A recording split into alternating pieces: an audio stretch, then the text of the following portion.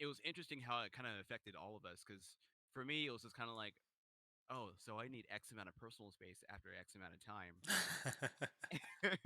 and like you're all in a van, like just kind of like crammed up. First Well, day, and it's not just like you're tightly packed together in a small space. No, like this van, you're literally sleeping on top of each other practically.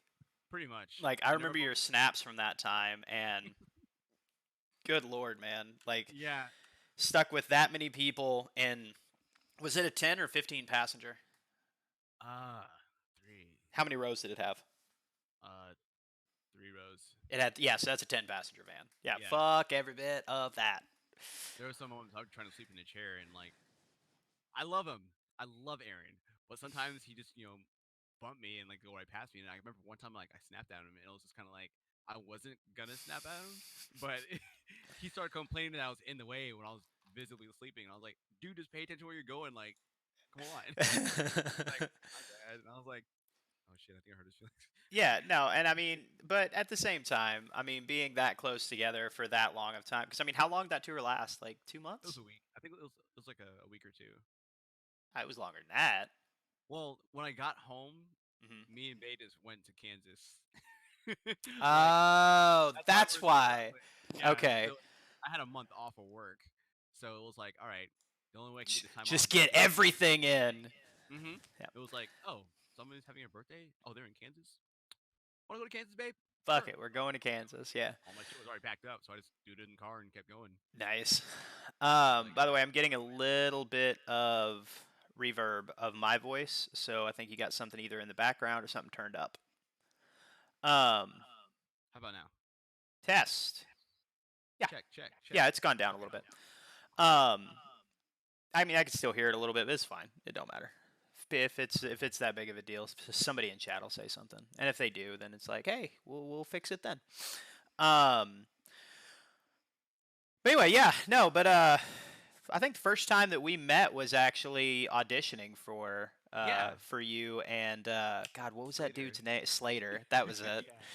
Yeah. And I remember distinctly one of the first one of my first like thoughts that I had whenever I very first saw you was obviously like I saved you in my phone as Mike Band, which is still in my phone as Mike Band, but the nickname underneath it I put Dreads because I had never seen somebody with like the dreads that you have, except for that dude from like Shadows Fall. Yeah. And and then like as we got to talking, like my first thought was like, man, this dude's like way too cool for me. Like Aw. like I don't know. And then like don't get me wrong, like Slater kind of reminded me of like the people I usually hang out with, just like kind of nerdy white dudes. So it's like, all right, whatever. At least, I mean, if this dude's cool, then like apparently I can be probably pretty cool maybe. Um hung out for a couple hours. You kind of helped me figure out what my range was on a piano, so that was pretty dope.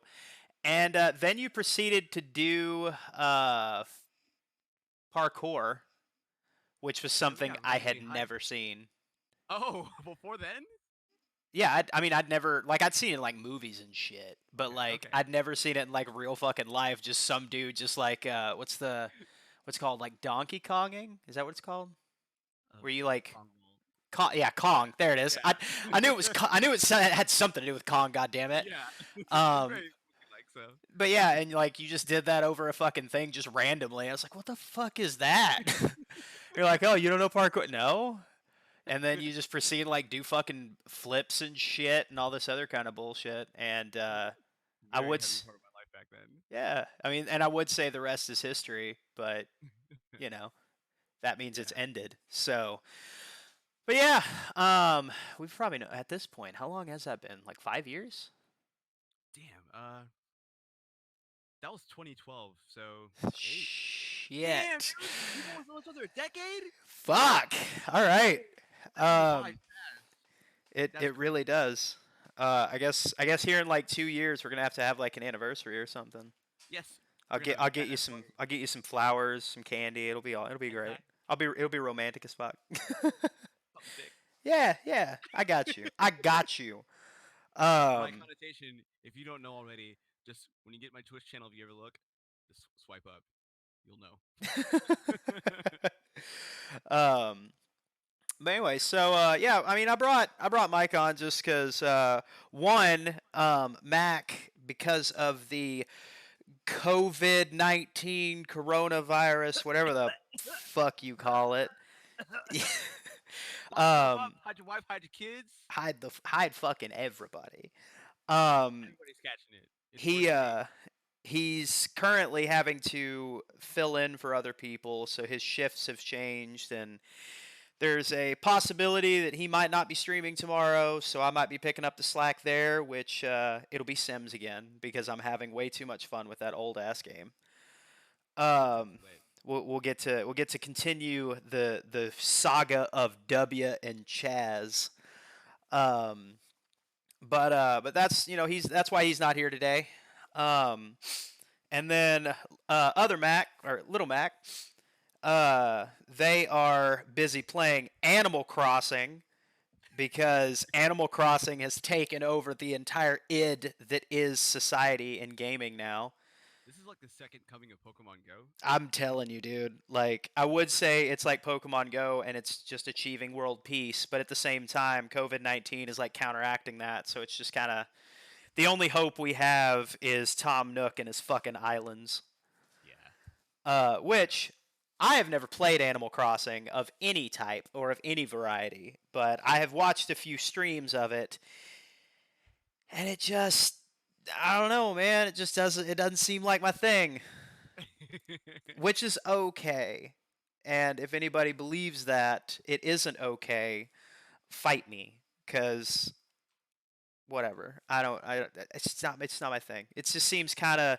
It seems a little bit too low key for me, and there's a lot of choring that needs to be done in that game, Yeah. and I don't like doing chores at home, so I don't like to do it in my digital worlds either. It's But like go ahead. a train of thought left my brain. That's fine. That it happens that quickly sometimes, man. I don't know. It does with me too, dude. I completely get it. But with that, apparently Doom Eternal came out on the exact same day. And because of that, God, the memes that have arisen from this release date schedule has been the best. Because Doom Guy and Isabel are the best of friends, and I am for that in every sense of the word. I'm waiting for the crossovers, and apparently, somebody has made a Doom mod for the original, the first three Doom games. You know, the original, like, fucking, I don't know, is that 8 or 16 bit? I don't know. The fucking bit games are weird to me.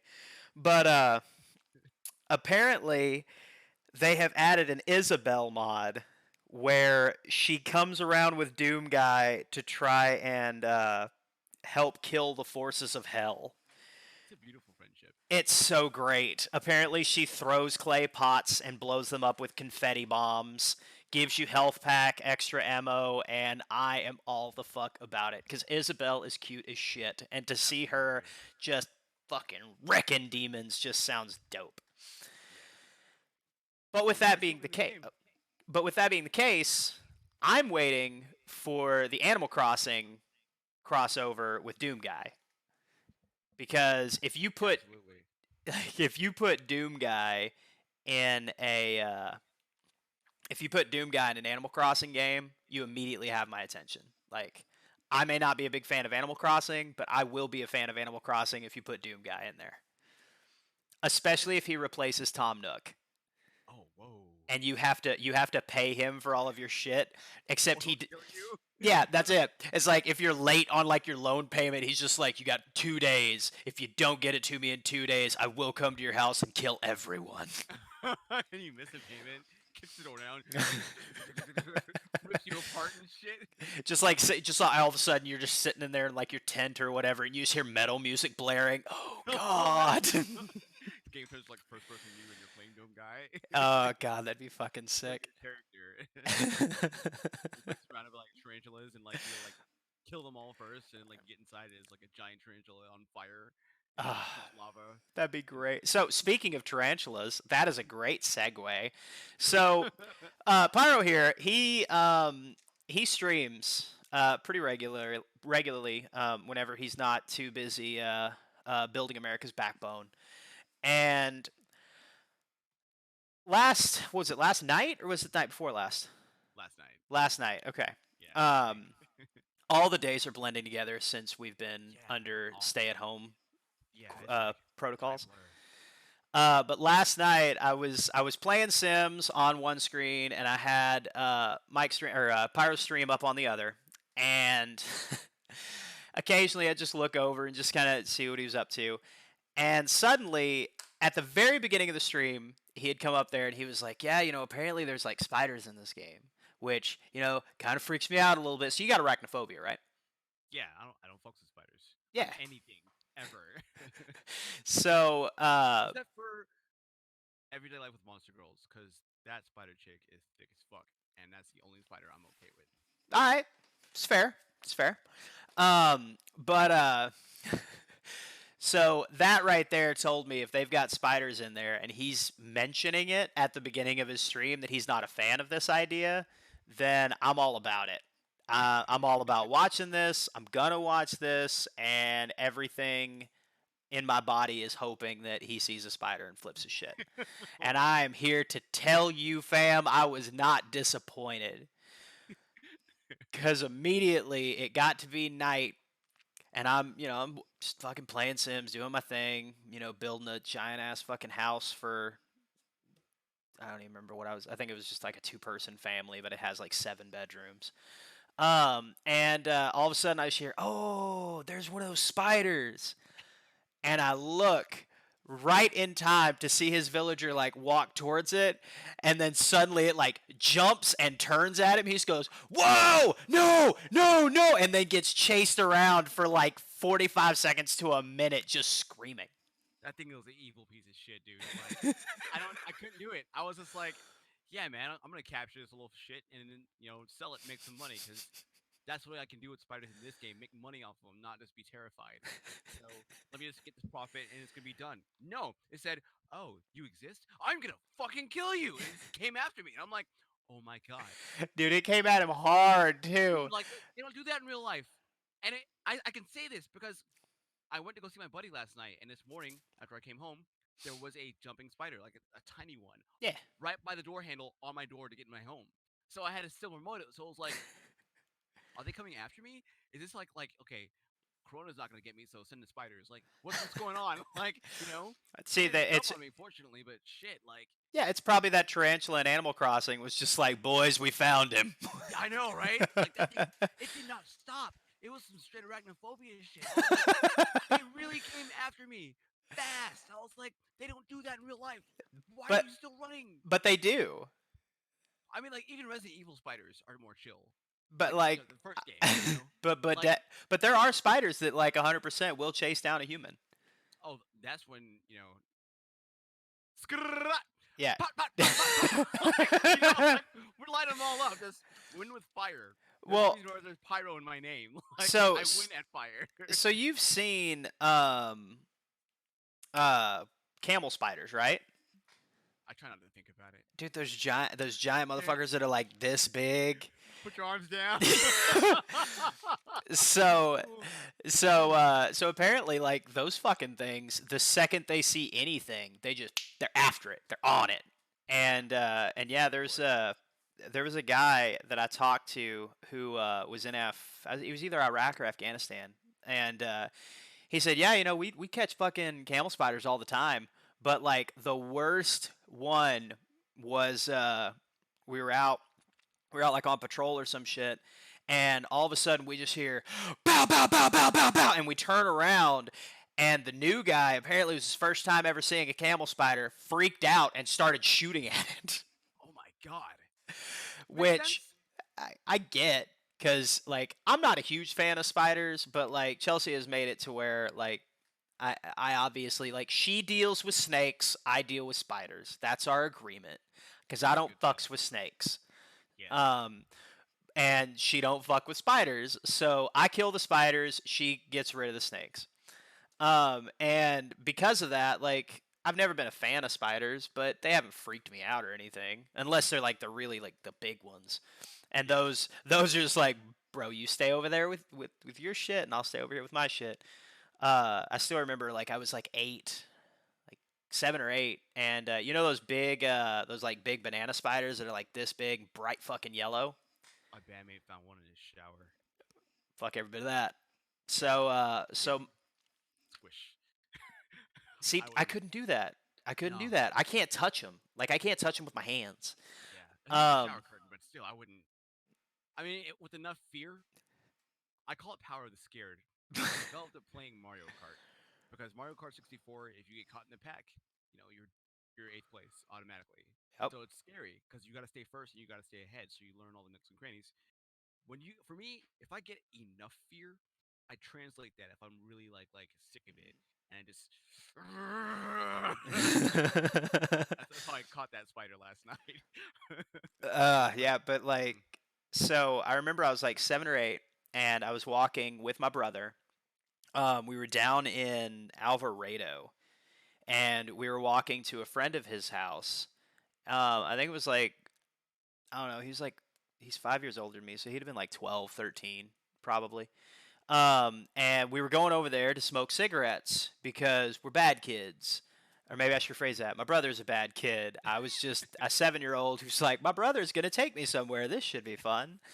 And uh, I know that feeling. and we were walking, and like we were going down this road. It was like a little 2-lane road with no shoulder, and there was a whole bunch of trees and shit. And my brother just reached over and he just shoves me. And I was like, what the and like as I'm being shoved, I'm like, what the fuck? And then I turn to see where I'm going, and there's just this giant yellow just monster that is like this far from my face. Jesus Christ. And ever since then, I have been terrified of banana spiders. To this day, I actually was driving in Alvarado a couple months ago, and I was just kind of cruising. I was looking for a customer site for my day job, and I look over and I see this like banana spider and like his web in this tree, and immediately I just fear reflex. I just hit the gas real quick. And I was like, wait, no, I need to figure out where I am. But I mean, they still fuck with me. Just the big ones are the ones that fuck with me. Like if I saw a camel spider, I'm dead. Yeah. Like dead You ass, I'm dead. you get I, distracted or heart attack, attacked. gone. Hmm. Um, They're too uh, fast. yeah. I mean, they've got all those legs. But yeah. So Duck says in the chat that Chelsea's doing the work of Saint Valentine. Yeah. So funny story with that of me being a big old pussy. We were at the house here. This is probably about a year ago. We were cleaning out some vines that had like stretched up the side of the house and gotten into like our crawl space up in the attic. So we were pulling these vines down, and all of a sudden I'm sitting here, just ripping down, ripping down, ripping down. And then Chelsea saw a spider, and she was just like, "Fuck that! I'm not getting anywhere near this shit. You got to kill that spider." And go fuck yourself, Chelsea. They are not just weird, misunderstood guys. You are wrong. And Sorry. all of a sudden I reach up and I grab one of the vines, and then suddenly that vine goes and moves out of my hand. And I look, and I know how big this thing was. Okay? I recognize I should not have been scared of it because it was about this big, and it was about that big, or probably like that big around. But I freaked out. I immediately just backpedal, backpedal, backpedal, backpedal. I said, "You're fucking doing the vines now. There's a fucking snake in there. I'm not fucking with it. I'm not going near it. I'm not doing it." Game over. And she eventually found it. And yeah, it was just a little bitty guy. It was just a little bitty guy. And from like 2, 3, 5 feet away, I was like, "Yeah, no, he's tiny. He's harmless." And she was like, "Yeah, just come here and look. Fuck you. Get away from me. I will never hit a woman, but I will punch you in the jaw." Damn. Well, I didn't. I didn't say punch you. I said I'll punch you in the chest. That's what it was. I said I'm not. I will never hit a woman, but I will punch you in the chest. And she started laughing, and she didn't back off until I was like, "Next spider I find, I'm gonna put it on a piece of paper. I'm gonna throw it in your hair." And she's like, "All right, never mind, never mind." But that's just kind of the relationship we've got. Is we like to fuck with each other as often and as quickly as much as we can. We kind of got that similar. Me and my lady, she's kind of got the more gentle side of me out. Like she makes me a better person in general already. Which is exactly what partners should do.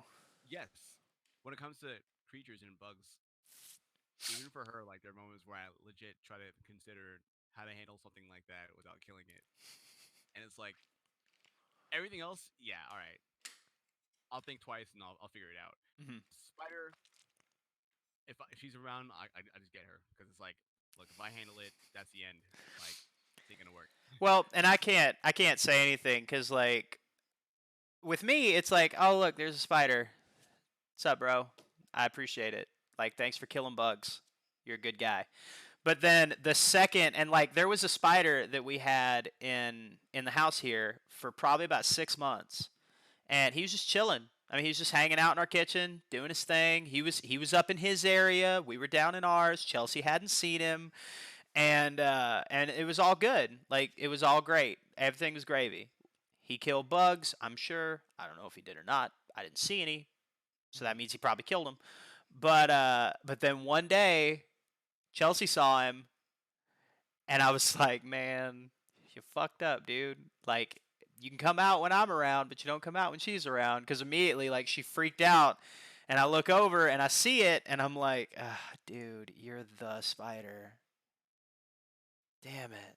And I even like as I walked over to him, I was like under my breath. I was like, "Bro, you had a good deal here, but then you had to come down at the wrong time, and I killed him." Oh, oh no! Aw. And I felt bad about it for probably about 4 seconds because, I recognize that they have a job to do, similar to snakes. Even though I don't fuck with them, I recognize they have a job, and I recognize there's a reason for them. They're not like mosquitoes, which have no goddamn reason to be around, or wasps. Fuck wasps. Um, Yeah, yeah, for real. like wasps, 100%, man. I will napalm your entire goddamn village. I mean, your fucking wasps don't. Do you watch Caleb City on YouTube? Caleb City, Caleb City. Yeah, I watched some of his stuff. Yeah, I'm more Did of you a see hard the stop segment Lucas guy. Say again. Did you see the segment on the bug interview? I did not, So but it's kind of like they're hanging out. Hi, I'm an ant. I kind of like clean up sugar and decompose bodies around the neighborhood. Just I work hard, and when we're all together, we get a lot done. It's like that's great, good for you, ant. He's like, oh, okay. Well, what's your name? I I'm a think I bee. have. I think I have seen this. Yeah, go ahead. Keep going. Keep going. I like I like to kind of pollinate, help people get honey, and you get in my face, so you will get sting, and my people will like pull like gang up on you. So I mean, like you can't get hurt, but like we help people like keep nature going. So we do what we do.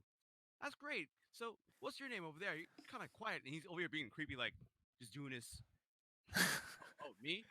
I'm a wasp. And he's like, okay, well, nice to meet you, wasp. What do you like to do?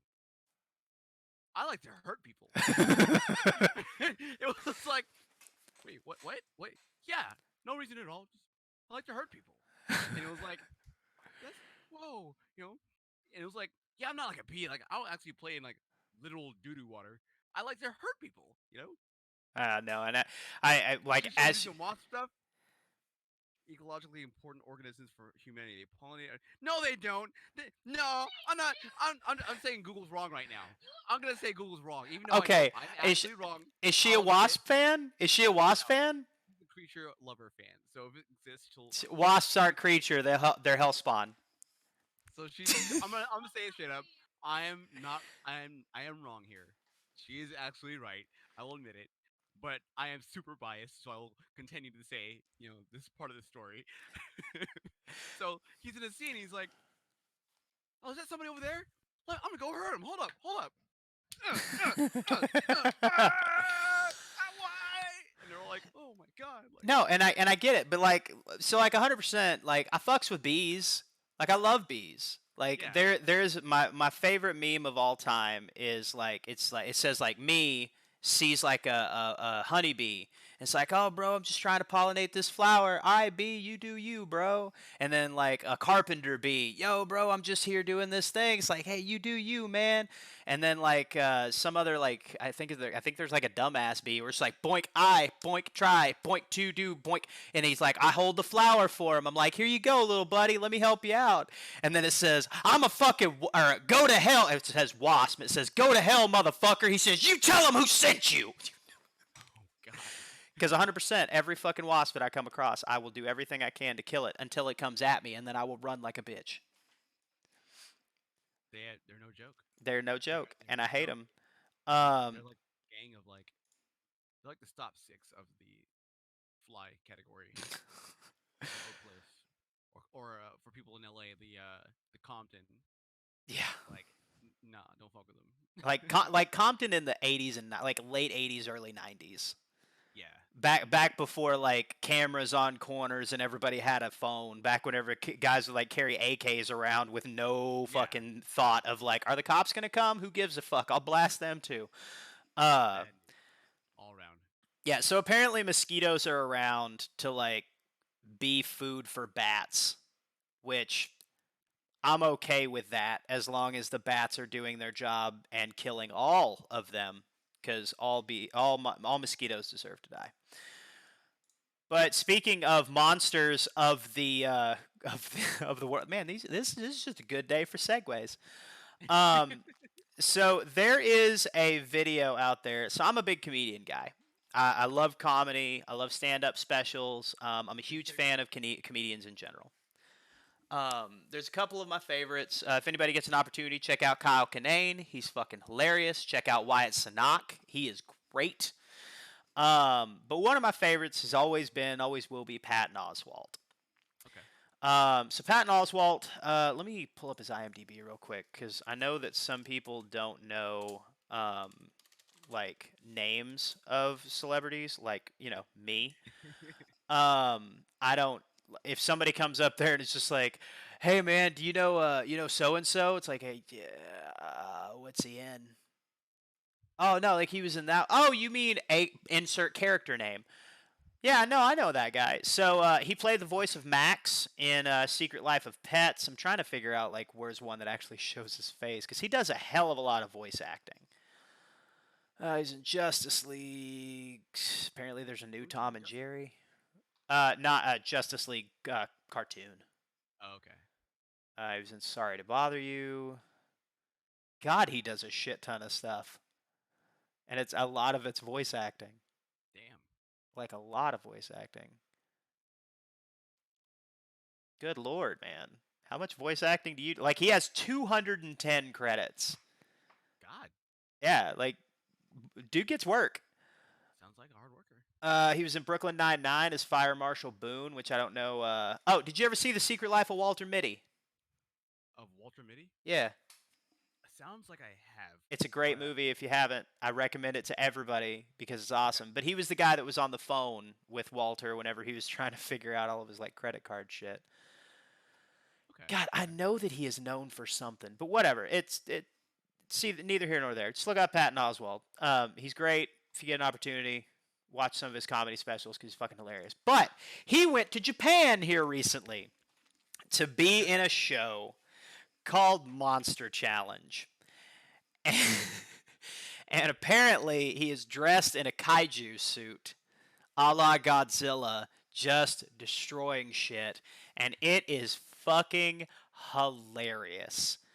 So Japanese game shows are kind of one of my secret secret guilty pleasures, especially whenever they change the audio to like a whole bunch of like American commentators.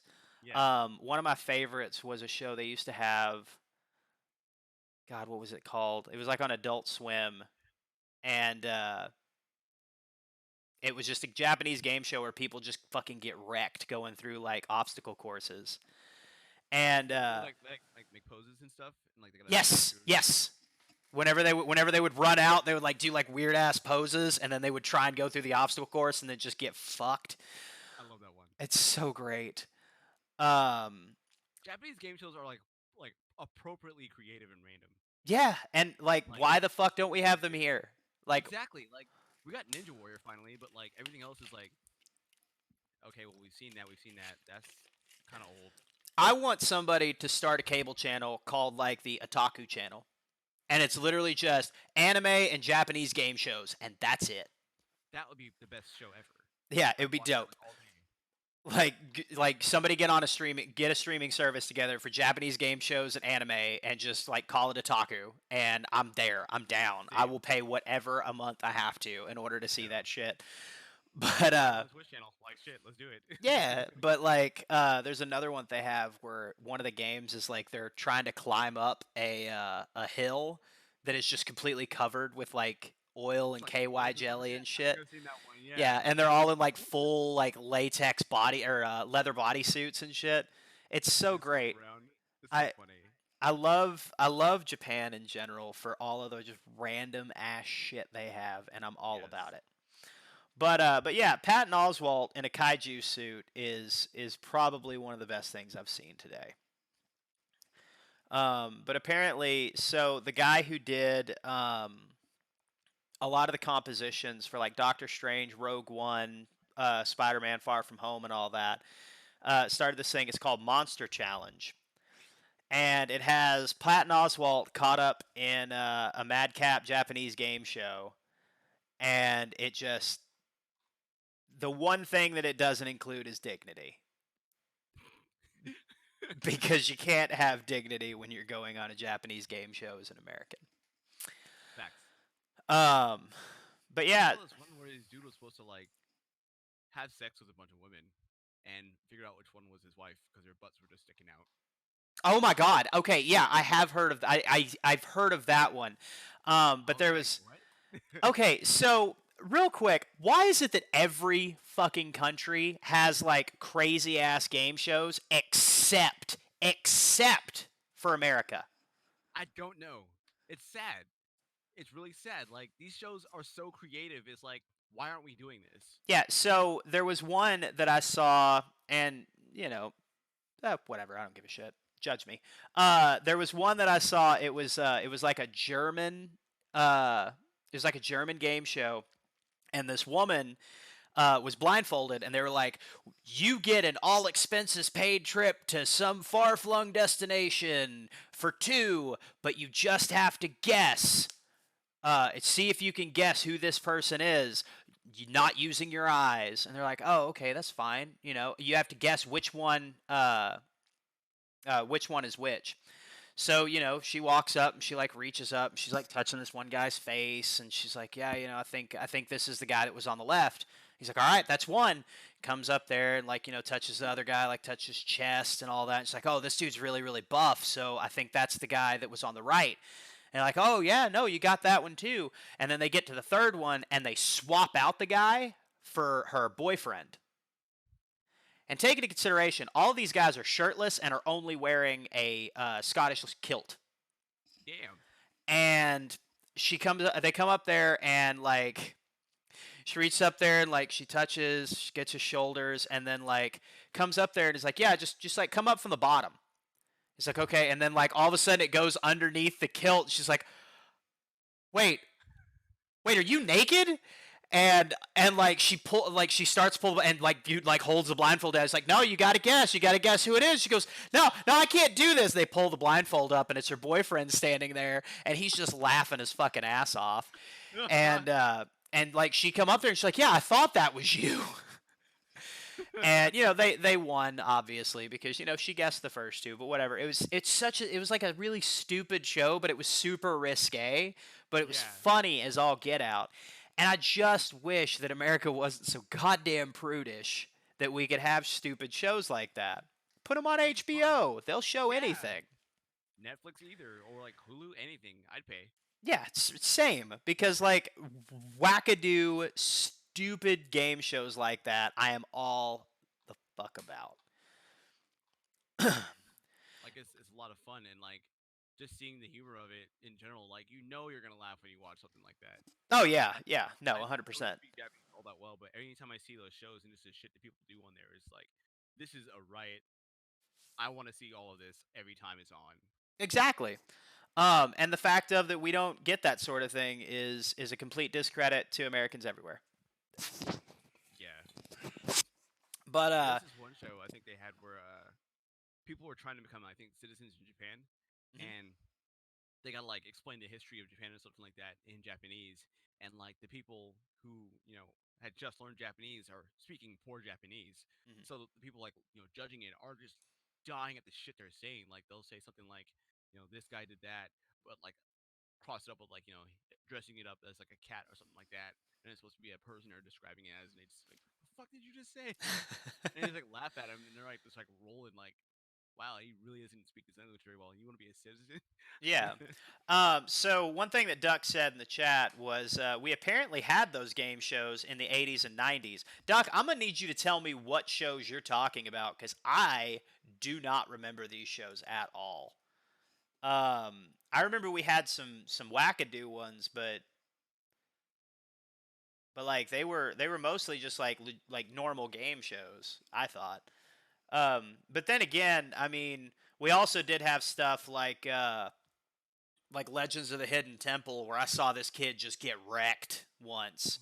What was that show? So Legend, yeah, of course you're talking about the Nickelodeon shows. Okay, so Legends of the Hidden Temple was a show back in the late '90s, mid to late '90s, where the premise behind the show was you're in like an Inca or Mayan style temple and you've got to like figure out puzzles and all this kind of shit to like get to the end and to like the grand prize.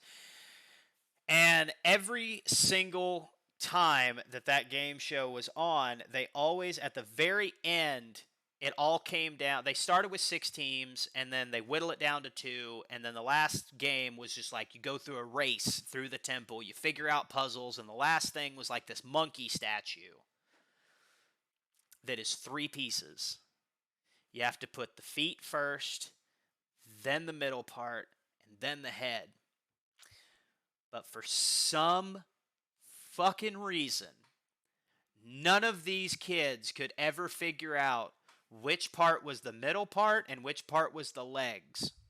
Because Why? they would literally just go like this hand is the middle part, this hand is the legs. They go ah, and then they'd finally get the head in. It's like, dude, what are you doing? It's 3 fucking pieces, dude. What are you doing? Like we literally had those little stacking things whenever we were kids. Yeah. Like, come on. um, but there was one that I saw where like this kid was like, and I mean, you got to kind of book it through this deal in order to like make it before your opponent.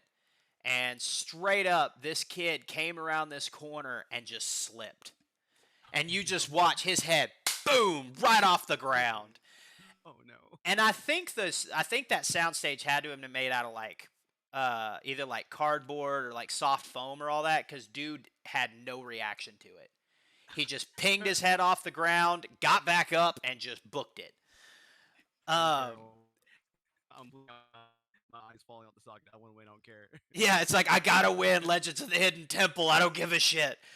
But yeah, okay. So Duck's talking about like Legends of the Hidden Temple, Double Dare, Guts, and all that. Which, by the way, Guts is another one that. So it was kind of like Fear Factor for kids in a way. Except it was just like stupid physical challenges. Um, but I remember one episode where like at the very end, I think this is Guts.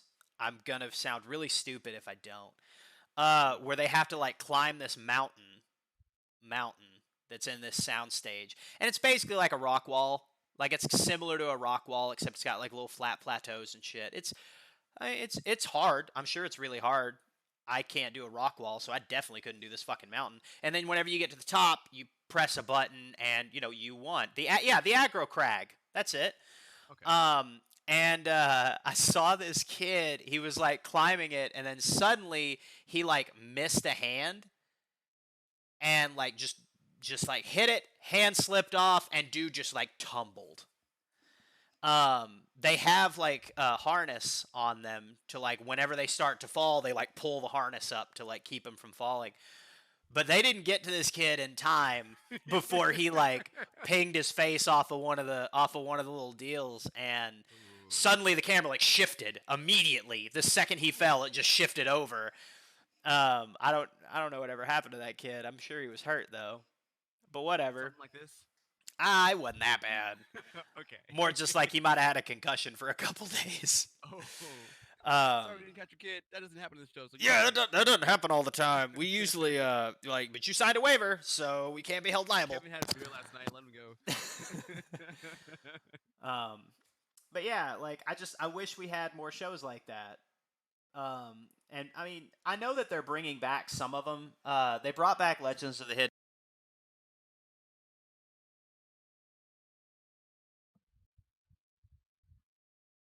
Where'd you sound? I can't hear you.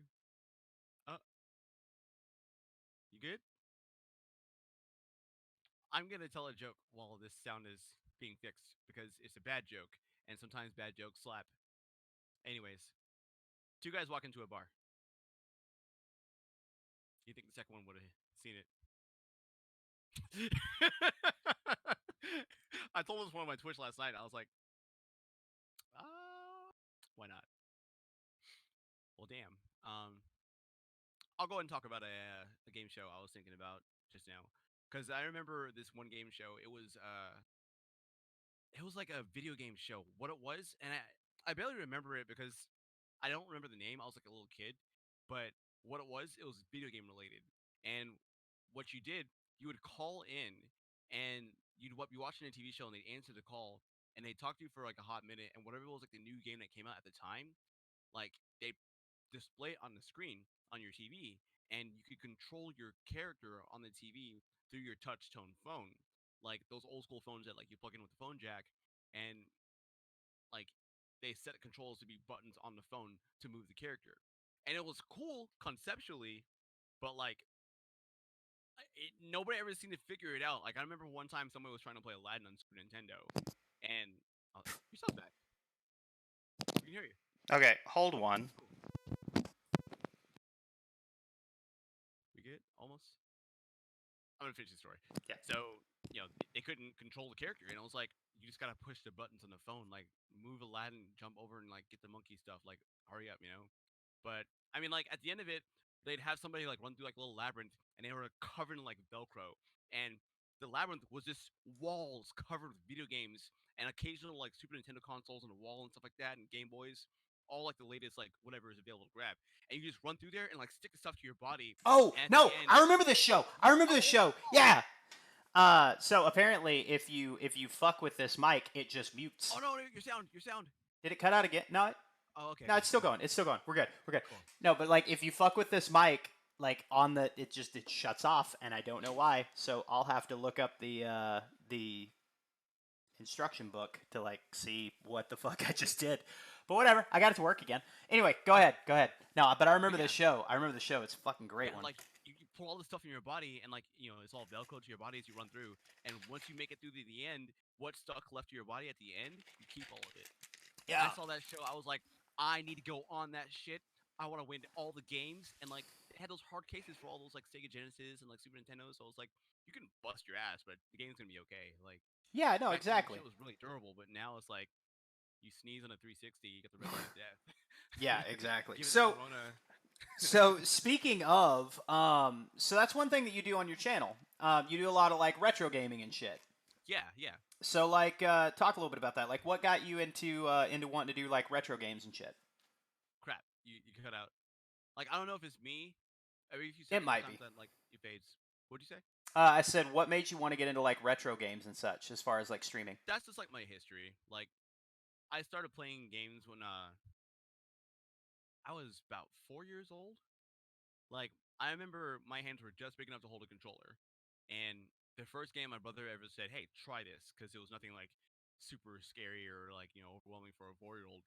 And it was either WrestleMania on Nintendo or Dragon Warrior One, and I couldn't read because I was 4. So I remember when I tried to play Dragon Warrior One, I fought a slime and died because I didn't know how to kill it. So screen As you turned red. do. Yeah, and I thought I was gonna bleed out because my character was bleeding out, so it scared me, and I never want to play it again. and now I'm in love with RPGs. Yeah. So what was I mean, I was gonna ask like what was your earliest memory, but I guess you already answered that one. But like, Okay. so what's like your happiest memory that you have of like one of those old classic games? Oh man, happiest? Or like where you felt the most proud of like achieving something. That's peculiar. Okay, well, I got off top. I can think of one or two moments, and there's just so many games because I've been playing games since I was 4. So like to me, this is like partially about like recapturing some of those memories and experiences. But for me,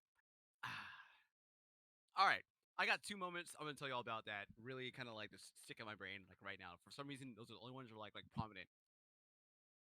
Chrono Trigger, the T Rex boss, Mm. in the, back in time. You time travel in this RPG. If you don't know Chrono Trigger, you need to just. It's like the ABCs of like greatest RPGs. It's up there with like Final Fantasy VII and Secret of Mana. Like those are like my top 3 of all time. Like that's if you don't know Chrono Trigger, you gotta know. But this one, you will back in time, and it's like the world you're in, but like prehistoric. I'm fighting this T Rex boss I am underprepared for. I'm getting my ass beat. And so I have Chrono just doing this like, whole sword thing, like he gets killed, bring him back. He gets killed, bring him back. He gets killed. I'm running out of magic. My healer's killed. I'm down to my weakest character who just showed up to support, but I never use. So she's like level 12 against his level 40 T Rex. And his T Rex is shooting fire, slashing us, having the little gremlin on top of it cast spells and like, just fucking us up. I'm like, all right, my tank's dead. Rest in peace, Chrono. Marl's dead, so she can't heal shit. And she's got this piece of shit gun from the first town that's not gonna do any damage. Just fuck it. I just selected regular attack. She goes, psh. And in these RPGs back then, Super Nintendo, when they die, they do a certain animation. So it just, psh, I just hoped I would win. I fought hard as I could, and I shot him. Psh, 16 damage.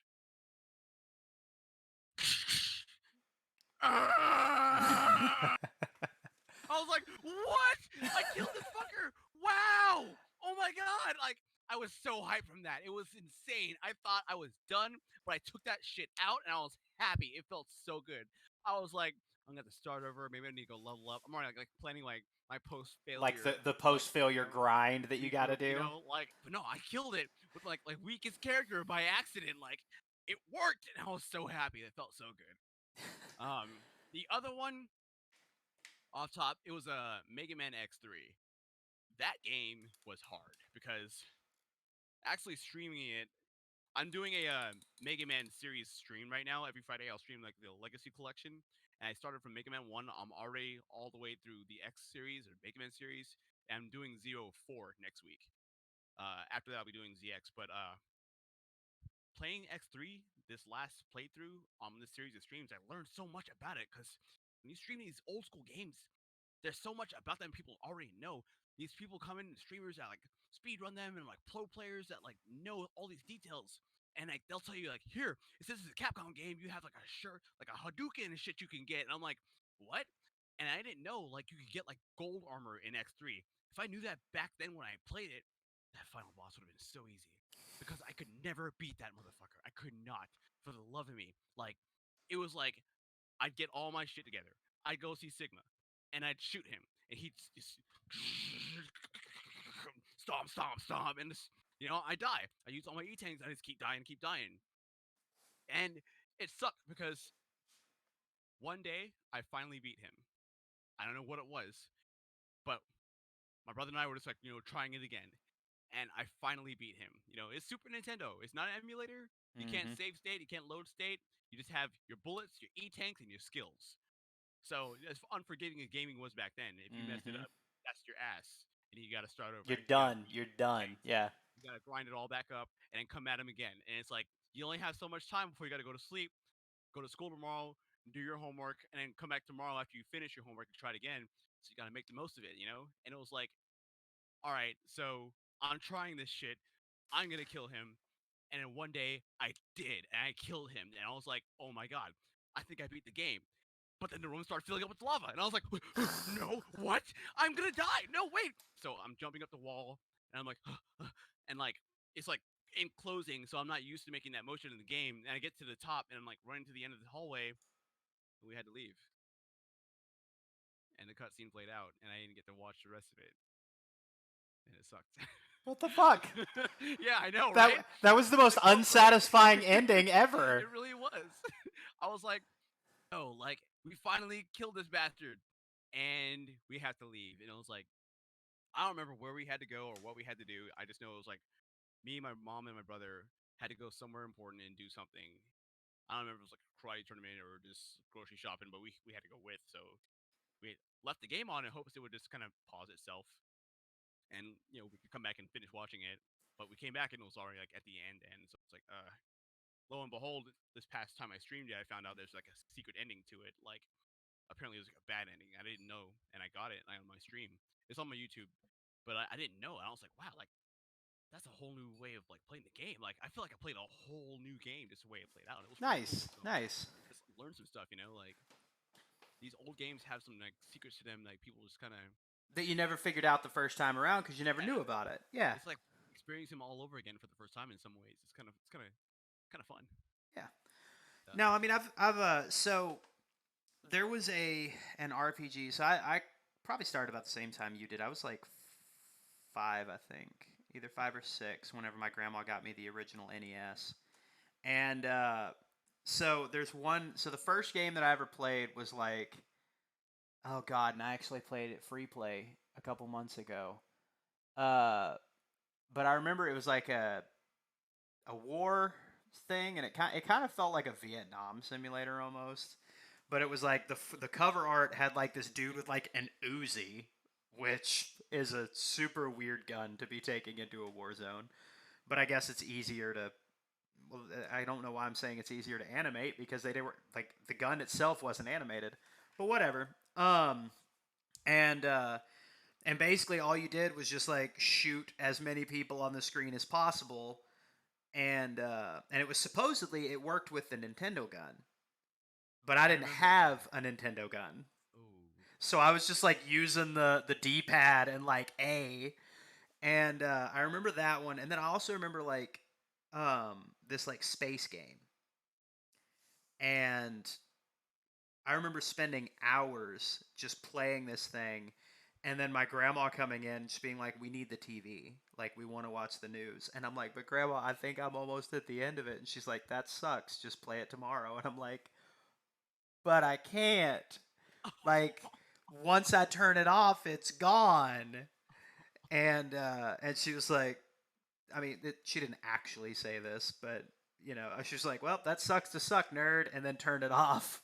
And I was like, oh, no, damn no! it. And then my grandpa was like, just go outside, dude. Just go outside and play. Okay. And then I went to a buddy of mine's house, and like 6-year-old James was just like bitching the whole time. It's like, I can't believe they shut off my game. They're such, like, I'm sure I said something stupid, like, they're such doo doo heads or some shit. Um, but that's like my first memory of gaming, like ever, was just was playing that. And of course, I had Mario Brothers, but I don't like platformers in general, and I Yeah, didn't then either because and even then it was like, what's the story behind this? Like, why is this guy in overalls saving this princess? And why is there a dinosaur that took her? How did this dinosaur take her? Like, why did he not just eat her? Like, that's why how did it she like works. jaw check and like put me down or I mean, something like fuck? given the fact of that she's in Smash, we know that she could now. But like Yeah, in the past, my mentality was just like, dinosaurs don't kidnap people; they yeah, eat people. exactly. Why did he just not eat her? Why did he kidnap her, put her in a castle, and then what's he doing the whole time? Just hanging out? Just hanging out until some fucking Italian plumber made by a Japanese company comes in and kills him? Um, so I like found that. out they based Mario off of like a janitor that worked in their company at the time too. It was an Italian dude who looked just like that, and they just here you go, Did here's the they game. did they credit him though? I think they did. Good, I good. don't remember it entirely, but I think they did. I wonder who the real Mario is. Good question. But like that was my like my experience with Mario was just like none of this makes any goddamn sense. And so I just kind of never really played it. Um but uh but yeah, and then all of a sudden like RPGs came out. And I was like, "Hold the fucking phone. They're games with story that I can be a part of the story." And it was done. I mean, it was done. Like I don't even remember the first RPG that I ever played. I think it was probably Final Fantasy 7. I think was Which one? probably the first one. 7? First Final Fantasy 7. Yeah. That's a good entry. That's a good Um entry. and I remember specifically yeah, I think it was Final Fantasy 7. It was over at a friend of mine. Oh, I wish I could remember his name. He was like in school for like 3 years, but he was the only guy in town with a PlayStation. Dude, you cut out a lot. What? I said he was the only guy in town with a PlayStation. And like everybody else had like Nintendos and shit. Oh yeah, yeah. Like that one kid that kind of That had had interest like in looking at parents that 13. cared. Yeah. And but I remember like we had this the way that we played it was like me and like four other guys and we would trade the controller when each character's turn came up. That's cool. And That's like cool. there was a guy in a trench coat with like a shotgun. And that was the character. I was like, that guy. I like that guy. And that was who I played. And lo and behold, he was the one who like had like 5 moves, and that was it. But it was like it was still super fun. But then a few years later, I got a PlayStation, and I played like this still to this day is one of my favorite of all time RPGs. It's called Legend of Legaia, I remember that one. and I never beat it, Aw. and I'm mad about it because so me and another buddy, Joe, if you're watching, shout out Joe, miss you, buddy. Um, we we played this game non fucking stop. I mean nonstop. Like every day after school, I'd call my grandma on like the school phone in the principal's office, like, "Hey, I'm going to Joe's today." And she'd be like, "All right, cool. Just be home by like 8." I'm like, "All right, cool, will do." And we'd spend like 5 hours playing this motherfucker. Damn. And it was the same thing. Like there was the main protagonist, and then like two buddies that he had with him, and like we would trade off. And like it had a super cool like combat system, so that was always fun. But like we would trade off whoever was it was their turn to fight. Like that's you pick what you want them to do. And it was also like super cool that if you just guessed at like a combination, then you could get like end game combos that do like What? a metric fuck ton of damage as long as you have the bar for it. You know what the combination is. That's Like sick. yeah, like you can unlock that shit at the very beginning of the game. Which luckily for me, like I unlocked like one of the like super combos just by like taking my finger and just going around the controller. And I unlocked one of the super combos like really super early on. That's useful as fuck. It was fucking great. But we looked up on the computer like printing out like sheets and shit of like different bosses in the game, and like we didn't ever look up combos though, because that was stuff we wanted to figure those out on our own. Respect. Um, and uh, and I remember that we come up there and was like, yeah, like we had a boss list of like this is the bosses that you'll fight throughout the game, and this is the final one. And we were sitting there and we were just checking them off. Like as we beat them, we checked them off. As we beat them, we checked them off. And we got to the fifth to last boss, and we were like, okay, there's like 20 hours left of this game. It's a Friday. We don't got to go to school on Monday. We're just going to power this motherfucker. So I show up to Joe's house on Friday. I got my suitcase with all my clothes in it. I got my game system, got the game, and I'm just like, we're just gonna fucking 24/7, bro. We're just gonna do it. And we started. I mean, we started like 4 o'clock in the afternoon, and we didn't stop at all. Like we were in shifts. Like I played until like midnight, 1 o'clock, and then as I fell asleep, Joe picked it up. And then he played from like 1 o'clock to like 8 a.m. And then I woke up and then I picked it up and like 8 a.m. to noon. And then we took a break for lunch, came back, and then from like 1 to 7 he played. And then from like 7 to 2 I played. And so back and forth and back and forth. I mean, we were fucking going for it. And we fucked up. Like, we royally fucked up.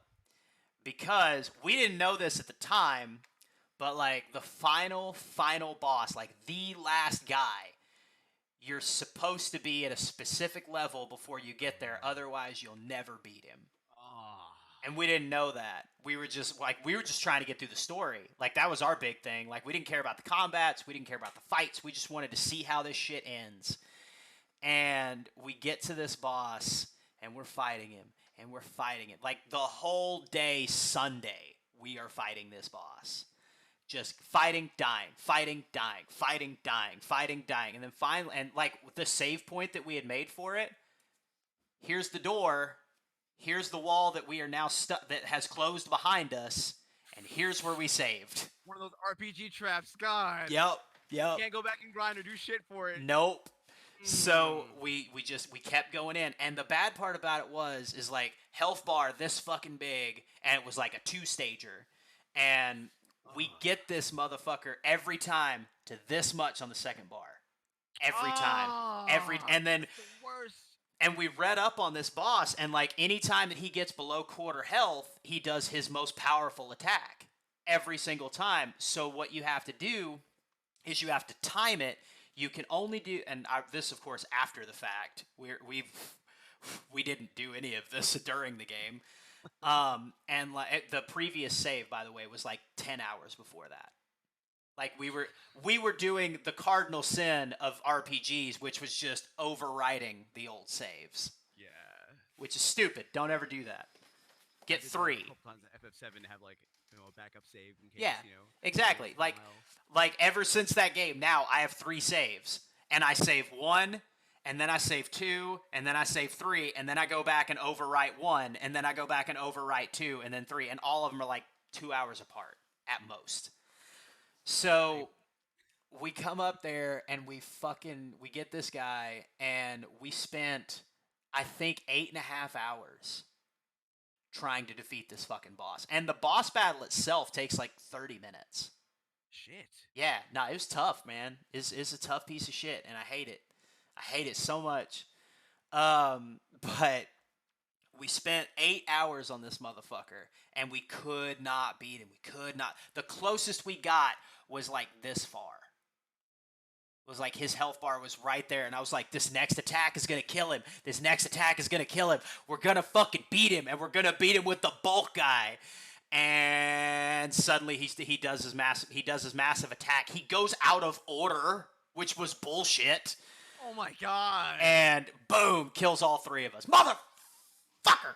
And like we got in so much trouble that day by his mom, because like she didn't care if we cussed. Like she didn't care, like shit, ass, damn it, stuff like that. She didn't care. Her one big thing was fuck. She hated the word fuck. And that time we got so mad. We like my buddy, like Joe, threw the controller. I fucking threw the papers we had. It was like, God damn it, motherfucker, piece of shit. And then she just kicks in the door and it's like, stop saying cuss words. I'm done.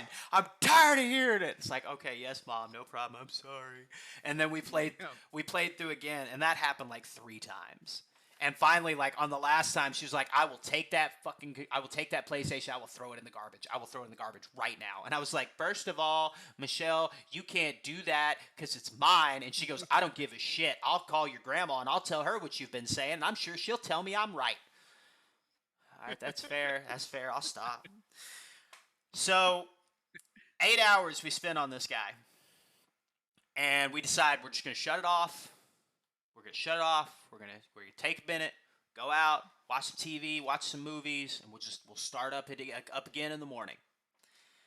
Go to sleep. First time that whole weekend that we slept was like Sunday night at 11 to like Monday morning at like 8. And we get up, we started over, we played it 3 more times, and then my dad showed up to come pick me up. And I told him, I was like, dude, can you make the block or something? Cause I gotta figure out like why we can't beat this guy. And it was the one time we looked up a strategy guide for it. And we just scrolled all the way to the bottom, and it said, "Yeah, you have to have this specific amount of experience points minimum, or you're not going to be able to beat him because you don't have enough combo bar to be able to do enough damage to defeat him." We had the combo bar for the blue-haired guy. We had the combo bar for the red-haired girl. We did not have the combo bar for the fucking meaty, beefy guy. No. He was the only one that we hadn't leveled enough. And we were probably like, I don't remember what exactly the experience points numerically they used, but it was the equivalent of being like less than 500 experience points to where we needed to be. So that's technically like what, like one enemy? One of the bigger enemies, yeah. Oh, Or you could just grind all the smaller enemies for like 30 minutes. that stings. And I never beat it. Like, that was the last time I played it. Because I think a couple of days later, I went back over to his house and we were going to play it again, and the game save got corrupted. That's the worst. And we were like, I even looked at him, I'm like, bro, I'm not spending another 8 hours doing this again. I'm not replaying through all that crap. And he goes, dude, neither am I. I'm not either. Fuck that. Let's go grab a couple of sticks and play swords or something. And I was like, that sounds like a great idea. And then that was it. To this day, I still have not beat Legend of Legaia. I need to find like an emulator or something so I can play it again. Find that game, sir. I would greatly appreciate that, because I can stream that for you. yeah, because like the story's great. Like, I love that story so much. Like, the fact of that it's still stuck with me after shit. How old am I? 31. 17 years probably. Damn. Let's see. It's 14. 16 years. Yeah, it stuck with me. And I still remember. Like, I remember the opening sequence. I remember the first, like, the sensei mentor in the first town. I remember like the first big like tower that you have to go to, and like the first major boss. Like, hell, I still remember some of the fucking combos. Like, let's see. Left, Seru, down, down, up was like one of like this like super beefy ass combo that the main guy did. It's dope, dude. It's a fucking dope game. I highly recommend it. If you like classic games, Legend of Legaia is the shit. But yeah, like, it was gonna be so fucking vindicating. It was gonna be so great, and then it just, I'm upset about it today. That's how much it affected me. I feel you on that. Actually, I had one RPG that was very anticlimactic for me like that. I've gone back and beaten it since, but Mhm. Secret of Mana. Mhm. Back in the day, also Super Nintendo, that Chrono Trigger generation of RPGs, and Blockbuster Video was around back then, Hollywood Video, God, I but miss those. even Albertsons was renting games. The problem was, despite the fact that only Albertsons typically had it in stock and on their shelves, you could only rent Albertsons games for 2 days. Which was So bullshit if anybody yeah, understood how games work. like an RPG especially, and we would rent this game every weekend, come back, get to like the Water Dragon boss. That's maybe like a fourth of the way through the story. The Hydra, not the Water Dragon, and our file would be saved over, and somebody would delete our file, and like it's like 3 slots. So I was like, why would you? But we had to start over every time, and it was like, dude, me and my brother were getting sick of this. It was like, this is like the fourth time we run this game. We keep starting over. look, this weekend coming up, we're gonna rent this game, get through it, and we're gonna beat it. Cause want to see the end. We're sick of starting over. Yeah. It was like we know the rhythm, we know the boss's weaknesses. We played it through so many times. We're gonna do this shit and get it done. And we had a moment like y'all. Like it was like, all right, get home. First thing you do, like we ran to the store, got the game, got home, ran upstairs, went to the bathroom, pooped and peed, whatever we had to do. Ran back to the bedroom. After like eating food and everything, nothing else after that. From that moment till like we had to return it. No bathroom, no eating, no sleeping, just nonstop grinding this game. And it was like spamming the RPGs, like spamming the attacks and the analyzing of the weaknesses and all that, spamming the spells, just looping it over and over and over, hitting it with lightning, hitting it with water, hitting it with ice, running over here, getting to that castle, getting that item, getting through all the desert, making the fire dragon fly around and like getting into Flammy, flying around the castle, making that floating continent floating up, like all of that, just getting through all of it fast, fast, fast. Got to the final boss. Speed run before speed runs were a thing. Yes, we really did get to the end. It was like, wow, we're really doing this. We're at the end. Like, all right, this is a Mono Beast. Didn't know how to fight it, and this thing's over here, like, just like it's like a ledge, and it will just kind of like float up, and then they just keep going up, and all of a sudden you just see this thing kind of go 9999999. And your health just goes, and it's like, fuck, like how, what? And so we're healing up, using chocolates, magic cure, all of that, and it's like comes back up. 999, like, dude, this thing hits so hard. Like, how? He kept dying and dying and dying. And then Dad said, all right, y'all, we're going back to Albertsons. It's like, hold on, Dad, one more. It's like, don't make me come up there. I was like, shit. Because, when you're playing video games and your parents are like, hey, don't make me come up there, that means you're about to get an ass whooping. Yeah, that means stop. Stop 10 minutes ago. Yeah. You should halfway be down the stairs, or that's your ass. So yeah. Turned the game off, took it out of the case, put it up in packaging, went downstairs, returned it. I didn't beat that game until maybe 10 years on an emulator. It was Jeez. just, man, I never saw our way through that RPG. It felt so good to like really play through it so fast. Like I feel like I know it so well now because of that. But playing like the new version now is like, how did I do that? Yeah, right? Like even on Mega Man X games, like I feel like that because it was like those were the games I really like religiously played. And it was like, how did I go through these fights so well, so fast? I knew the weaknesses and everything, but now like mine's like, yo, you gotta pay your internet bill next week. Like remembering that now instead, I'm like, I don't want to remember that shit. Like, Well, damn. yeah, no, and it's like, and that's what's crazy is, I mean, the shit that you fucking remember, and that's one thing that I respect about you, like as a gamer, is the analytical way that you view games, and like the analytical way that you go about like playing them.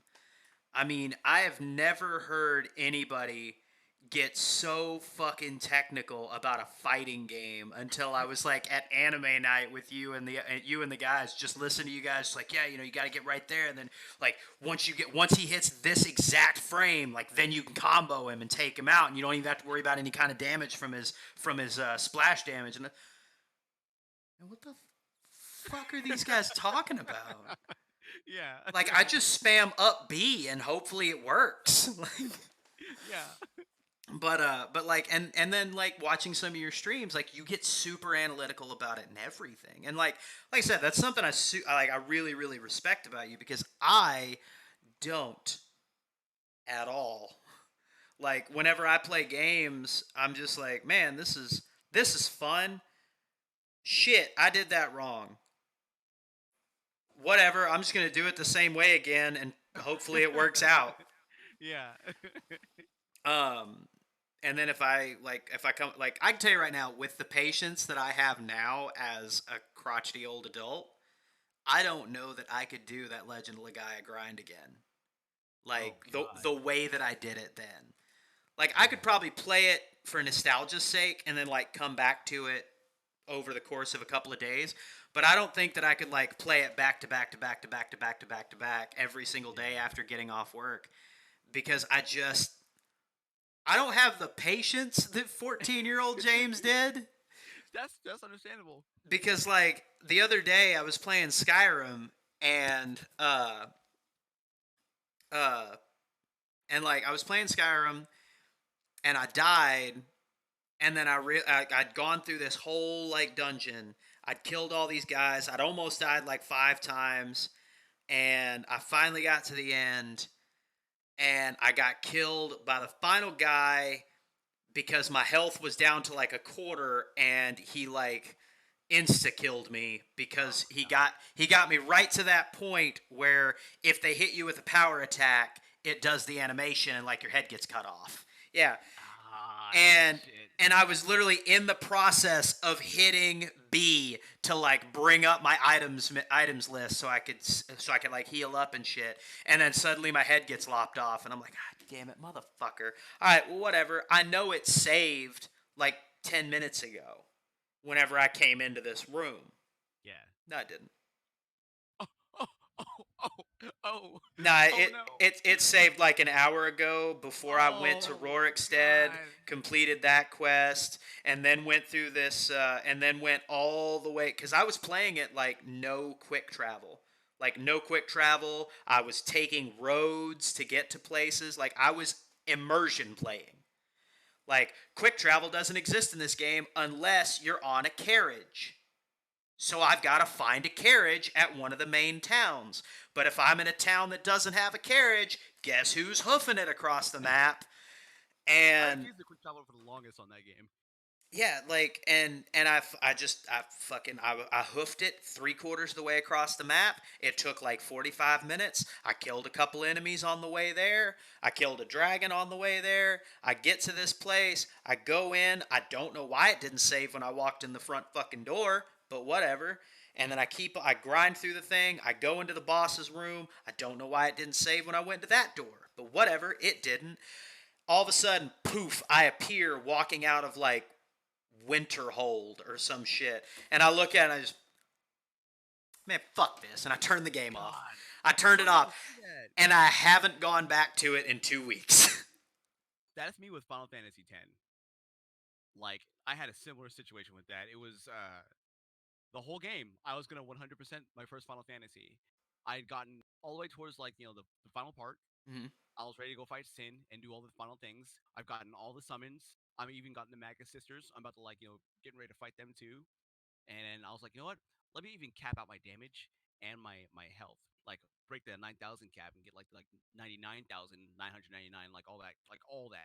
Start going for that, right? Corrupted my file. Oh, fuck off. Started over. I was like, it's one mess up. It happens. I'm just gonna trudge through it again. Got all the way to the Moonflow. Messed it up again. Turned the game back on. Went to start watch Titus swim through that water in the opening cutscene for a Hmm. third time, and I just shut the game off. I said, "Fuck it." I'm not doing this again. No, I get it. I fucking get it, man. In It just, reverse, though, I had an opposite. Super Nintendo generation again. It was this game called Lagoon. Did you ever play that? Dragoon or Lagoon? Lagoon. I don't think so. It was obscure as fuck. Like there was this dude who had like a sword, and like you got spells from bosses that you defeat, like in like a Mega Man kind of way. So all the elements eventually would be all your powers and different colors that match the corresponding elements. We rented this game on like a store me blockbuster night on a Oh, Friday. okay. I've seen the game, but I don't think I ever Okay, played it. it was all right. It felt kind of fun, but I'm like 2 inches into this story, right? Lightning struck our house, shut everything off, and it was like, fuck, will the power come back on? I want to keep playing this game. Oh And no. we like kind of like checked on everything. Everything was like kind of like everyone was hurt. It was like fucked up or anything. Power clicked back on. I was like, oh, we got power. All right, let's keep playing this game again. Turn it back on. We had everything. We had all the items, all the powers, all the moves, all the armor, all the swords, all the everything. And we were at the end of the game. When we turned it back on, it was like, what the fuck? Did this storm just like hack our shit? Like, what the hell? Oh, I don't know. It was weird. It was crazy, but it sucked because now that we were at the end of the game, we didn't know where to go, so we couldn't beat it. And we're just gonna play the powers and like run around and just try shit. But Yeah. it just kind of like was weird. The only time it Jesus. happened to us like that. I mean, that's lucky though. Yeah, Like that's one of the good, like one of the only good stories I've ever heard of like a lightning strike. yeah. God, Cooling power and your files. but yeah, no, I mean, like, and that's what I've been really fortunate during this time period. Excuse me. Damn. Um, I've been really fortunate during all of this. Well, and Duck says, I feel like I save almost too much. I'm so paranoid about these kind of situations. Yeah. I don't. I am too now. Yeah. I didn't used to be. I didn't used to give a shit. And then I had to replay like 7 hours of Mass Effect. And then I was like, I'm saving 8 fucking times. Shit. But I mean, Mass Effect's a great goddamn game, so I wasn't too torn up about it. It's one of the few like American RPGs that I could play like 50 fucking times and never get bored with. Damn. The only thing is like I don't get bored with it because the story is great, but I feel kind of like T.J. Miller in Deadpool. Whenever Deadpool shows him his face as I'm playing, I'm just like, God damn, this is hard to look at. Yeah. Yeah. Um, Oh. because like there's a level between like super old games and super shitty graphics, Yeah. and then like the new games with like the great graphics. There's like a distinct middle ground where it's like I just can't play these Yeah. because they're too good of graphics to give me any nostalgia factor, but they're not good enough graphics for that nostalgia to like carry me through having to play through shitty graphics. Yes. Like Resident Evil 2, for instance, Oh, great game. I could totally play through that. Not the redo. I haven't played it yet, which I should, yeah. honestly. I love fucking Damn, Resident Evil actually. 2. But uh but like I could like Resident Evil 2 has like super shitty graphics and it was good for the time, obviously, but like it's super shitty graphics, but I could still play it. Oh yeah. Yeah, right. Um Type of shit. but like I could still play it. The camera angles piss me off, but I can still play it because the graphics are good enough are bad enough that it's like okay, This it was then back yeah, then. it gives me that like nostalgia. So, all right, I'm cool with this.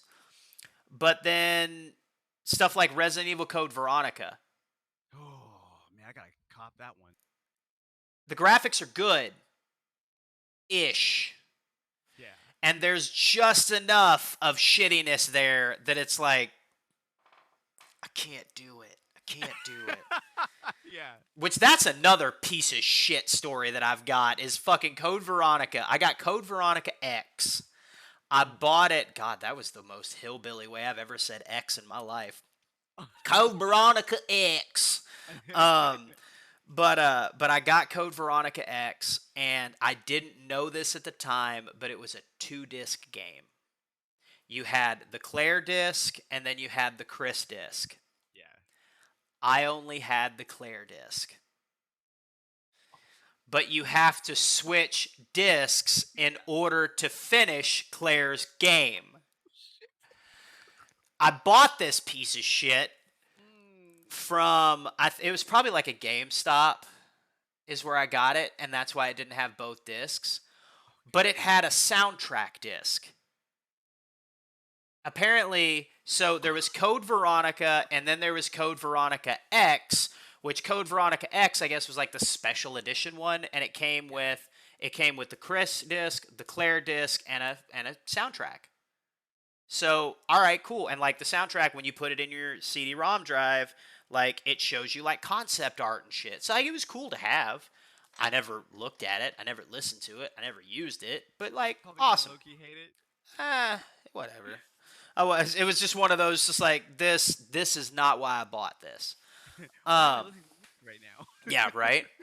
Um, Oh, so but like I noticed looking back on it that it was like it had because it was one of those that had like the little plastic pieces in the spine of it that like holds the disc holder in place, but it had 2 slots. I didn't think anything of it at the time. I was just like, oh, that's fucking weird. Maybe it's just the way that it's designed. They design it with 2 slots because it's easier to mold. Looking back on it, I went to a different game store like 10 years later and was like opened up the thing and there's 2 of those disc holders in there. one for the soundtrack and data disc, one for Chris's story, and one for Claire's story. Back to me playing this fucking game. I get all the way through it. I get to the final boss, which is effectively Nemesis again. Spoiler alert for a 13-year-old game, I think. Yeah. And it's like Nemesis, and you're like in the back of this plane, and you're fucking fighting. You're fighting. You finally kill him the first time, and it's very obvious that he has a second form. Yeah. And then it goes, boop. Please insert disc 2. Disc 2, you say? Huh? Oh, okay. Obviously, they're talking about the data disc. Well, apparently, there's got to be some gameplay on that disc. Okay, cool. I put it in. Please insert disc 2. It is. It's in. Like, it's right fucking there. I put it in. I close the thing. It's in. Please insert disc 2. Motherfucker. So I go into the next room over, which is our computer room, and I'm just like, what is disc 2? Oh, it's the Chris disc. Motherfucker, what? Bullshit. So I like look it up, and sure as shit, there's supposed to be 3 discs in it, and I only had 2 of them, and the 2 weren't the game. Like, 1 wasn't the game, which pisses me off at whoever the fuck sold that bitch to GameStop, because 1, he or she, I'm assuming it's a he, because I feel like a female wouldn't do this, and that could just be my own, like, sexist bias, but, like, this motherfucker, that's a good gender neutral term, this motherfucker took out the second game disc and was like, I'm gonna fuck this dude over, whoever buys this. God. Pissed me off. I'm still upset about it. I don't know if it's because playing the game, like, you see Chris on occasions, which tells me that the 2 games play in tandem with each other. So it makes me wonder if, like, both discs have an end game for each character. Like, in order to beat Chris's disc, you have to put in Claire's disc. In order to beat Claire's disc, you have to put in Chris's disc, or some shit. Did you ever finish it? No. No, Do you know what happened at the end? No. I'm not saying shit because I think we're gonna see a remake. I really hope so, because I love that game. I love it so much. Good. It was the only Resident Evil game that I played all the way through. That what? That I played all the way through, like, myself. All the other ones, like Resident Evil, I didn't like first Resident Evil. I just didn't like it. I wasn't a huge fan of the character, and I wasn't a huge fan of, like, the mansion. Like, the whole game just whatever. Resident Evil 2, I got to a point on, and then, like, I think I saw, like, if I'm not mistaken, I think Resident Evil 2 was, like, the first one that introduced, like, the plant zombies, or was that 3? Whatever. We saw the liquors in 2. Yeah, which that was the reason I picked up 2, was that that trailer that they had where it showed that liquor, like, looking down. Oh, yeah. Ooh, fucked with me for a long time. That's why I got it. But like, I got to this one, like, zombie type, and I just immediately went, well, that breaks my immersion. This is dumb, and I just shut it off. Damn. Yeah, I was done. I was just fucking done. And the same thing happened in 3, which I think now that I'm looking back on, I think 3 was like you're in a lab and then you start getting attacked by, like, what is effectively a Venus flytrap. Okay. And like, I saw that and I was like, really? A plant? You're gonna try to kill me with a garden plant? Man, fuck you. Like, Nemesis is a great villain. Nemesis is a great character. But he's being, like, his undercard is a plant. Fuck this. I'm not doing it. I'm not doing this anymore. Did you ever drop your controller though when he like busted through the wall or something at least? Oh, like did it scare me? Yeah. Oh yeah. I hit Okay. myself in the face with a controller once. Oh God, Because no. I'm one of those guys, when I get scared, my hand comes up here. Like I come up here like ready to fight. Like I'm ready to box.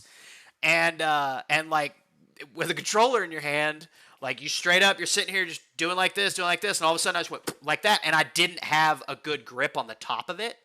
Like I was playing like this and like super loose, and like I threw my hands up, and the controller, bow, right in the right fucking here. Ah. Yeah, it hurt like a bitch.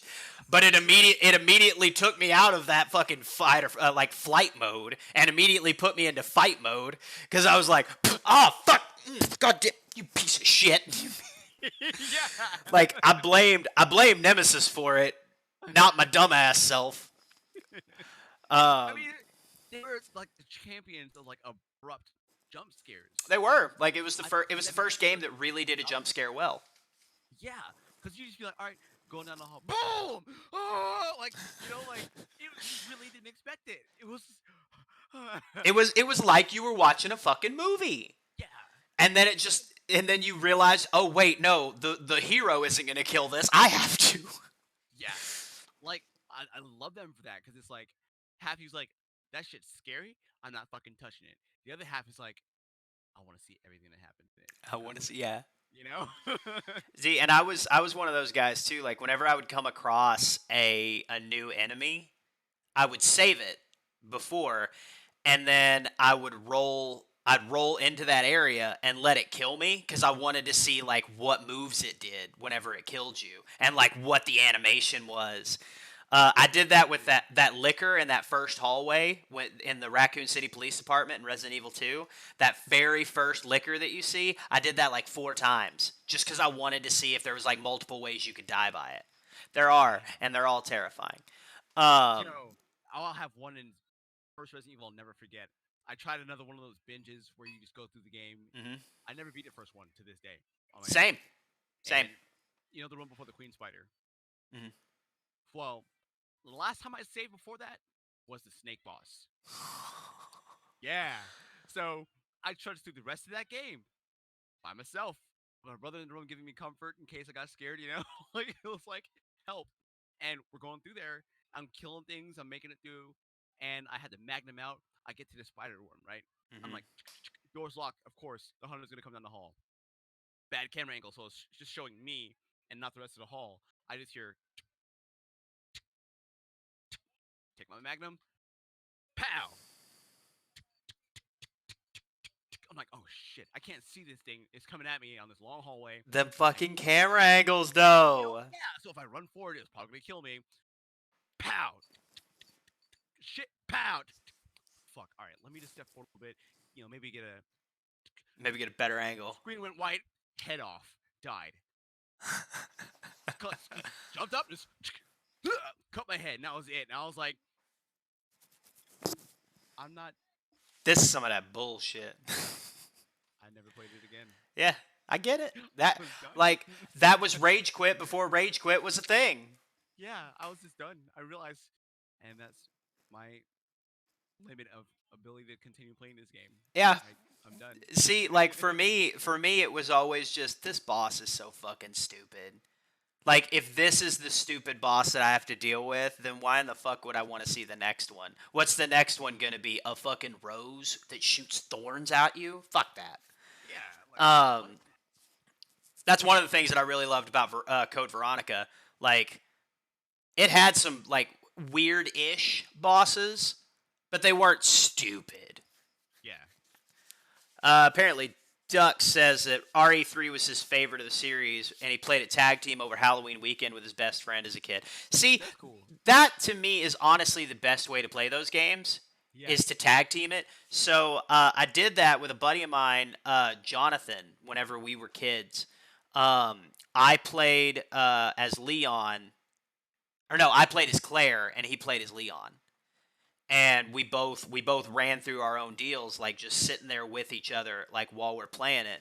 And yeah, like that to me is the best way to play those. If it's got two main protagonists, it's like do it with a friend. Yeah. Like Because at least then you've got somebody there to laugh their ass off whenever you fucking hit yourself in the face with a controller. Um, and then, but then you've also got somebody to laugh at when they throw the controller at their TV. Oh, did they And then break it it? no, it bounced like it was one of those like old like Like sturdy sturdy. TVs. Yeah. It did hit the screen though. It pinged off the screen and then hit the PlayStation and broke and like froze the game. That's some shit. And then he had to play an extra hour over. Oh my god. Yeah, because his save was like an hour to it was like 30 minutes to an hour before that. So and I looked at him. I'm like, that's why I don't throw my controllers. Yeah. And he was In my like, book, you treat man, your gear like shit, you never deserved it. yeah. Damn. Honestly, controllers are just like a relationship. You gotta treat them nice. If you treat them like shit, you don't deserve them. See, I have a problem with that with Smash because I've gone through so many controllers in Smash. I've been trying to figure it out. Like Tez, Hmm. he'll throw his shit. He'll beat his shit. And his controller is like the Excalibur of controllers. I don't know what it is. When I use his, I was untouchable. Like all my inputs, all my connections, everything just flawless down to a T. But my shit that I don't throw, that I don't like, beat or anything like that, or any kind of abuse, I'll push the A button too hard. I'll go through like the silicone. I'll smack the D stick around like whenever I'm like the joystick around, whenever I'm like tilting and shit like that really quick, and all of a sudden it just starts going left by its own. My tilt instead of going to the right for a kick, she'll down air and get herself killed in the air. Like, what am I doing wrong? I don't know. Like, Well, and honestly, so I say that having been a child of Nintendo growing up. Nintendo controllers are stout as fuck. yes, Like, I legitimately remember that I was playing X-Wing Rogue Squadron on maximum difficulty in one of like the bonus levels that you get only if you beat the game in max difficulty with only using the base ships. You can't use like you only can use an X-Wing except in missions that you have to use something else. And I was in the bonus mission that you get on extreme difficulty in an A-Wing, which is the weakest fucking ship shields wise, but like the yeah, strongest ship with guns. yeah, And I'm sitting there and I'm just fucking going. And I remember I took the two because it had the three little handles, and I took the two outside handles and I just fucking squeezed as hard as I could, trying to like bring it together because I was so fucking mad. Because I think I'd gotten to like the very, very, very end, and I didn't get killed by an enemy. I ran into a fucking rock. Because like it was one of those like stupid canyon missions where you got to yeah. fly through the canyon so they don't detect you, and then you get there and then you just blow shit up. And I came around a corner, and like the ship is like tilted all the way to the left, and I'm pulling up as hard as I can. And then there's a rock right there in the middle that you have to like fly, just like you either fly on this side or this side, and I just happened to be right into it.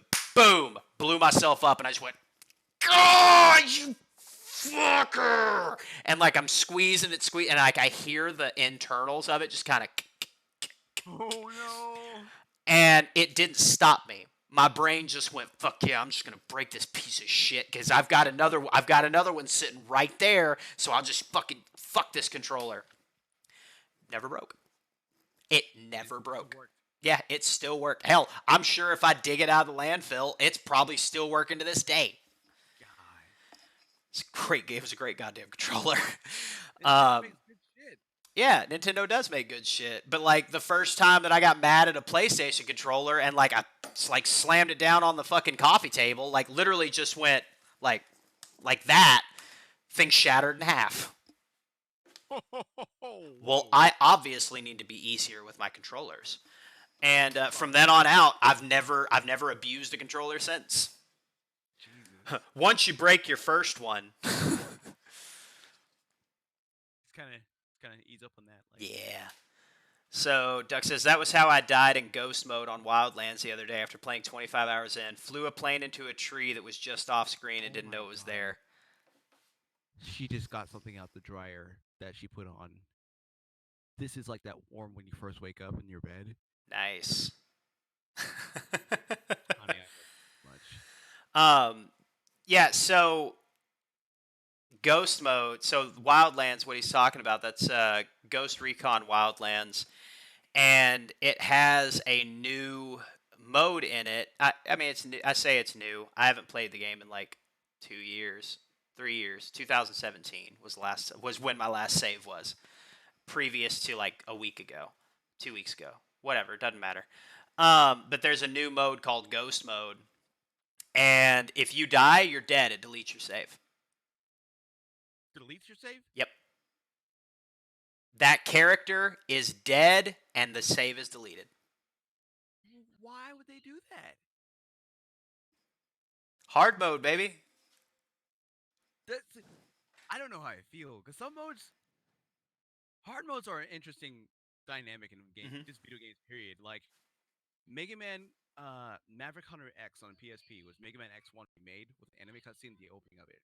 And the first level is always ABC and how to play the game, and you play through it.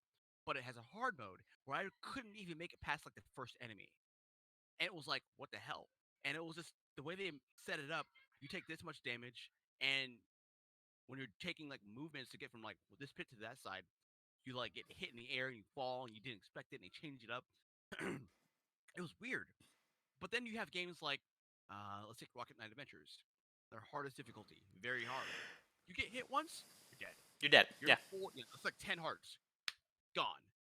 But I mean, it's like you gotta have health to survive through the story and all that. So it's like, okay, you can either know every nook and cranny of the of the game, or you're not gonna like just make it through. So it's Yeah. like you can't do it.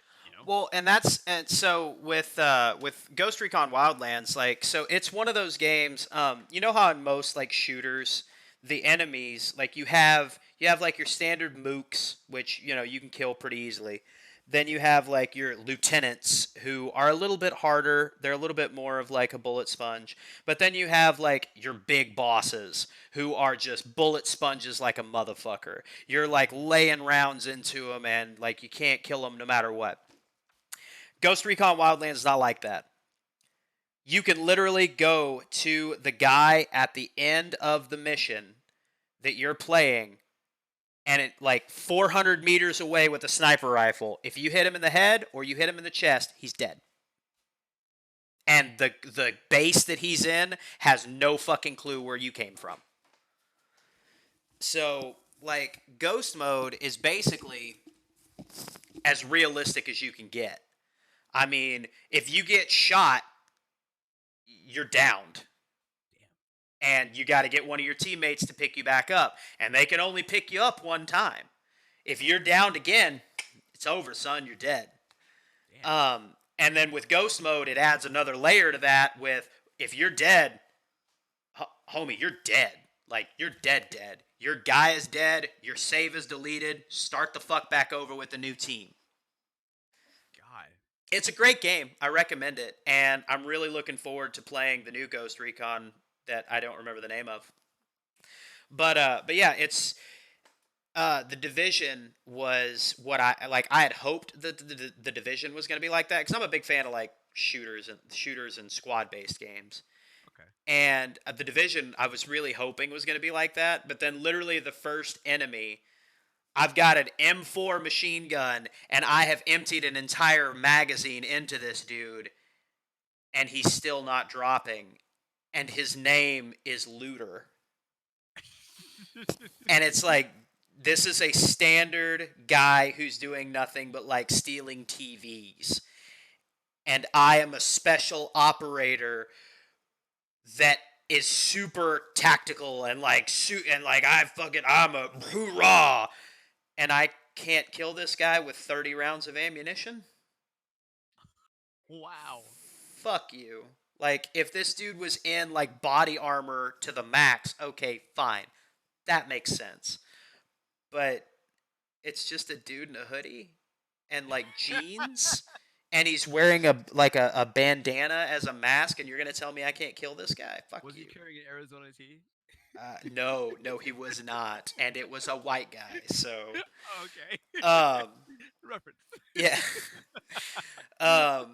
But yeah, and then like whenever you actually get to the bosses in that game, like, I'm an LMG guy. I love light machine guns because I don't believe in the quality of the shot. I believe in the quantity. If you fill the entire, like, you can't miss if you fill the entire air with lead. Yeah. You'll hit if you send 150 rounds down range. You might not hit much, but you'll hit them once.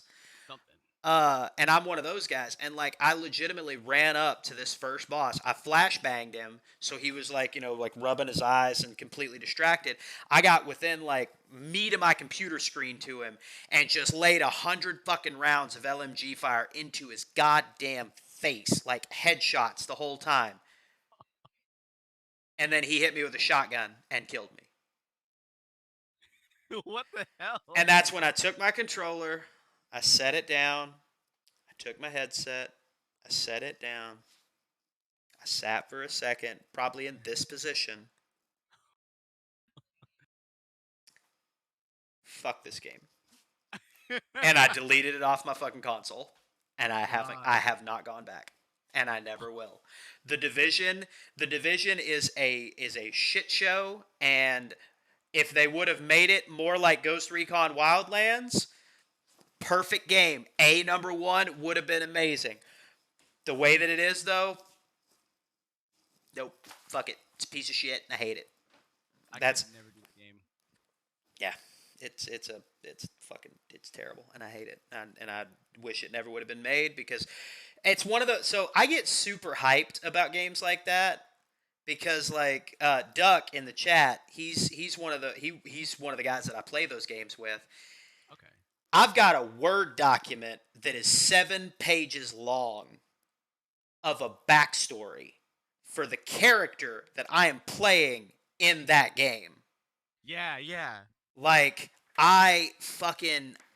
whenever they showed the very first preview for that game, which is a good segue into the coronavirus once we get done with this.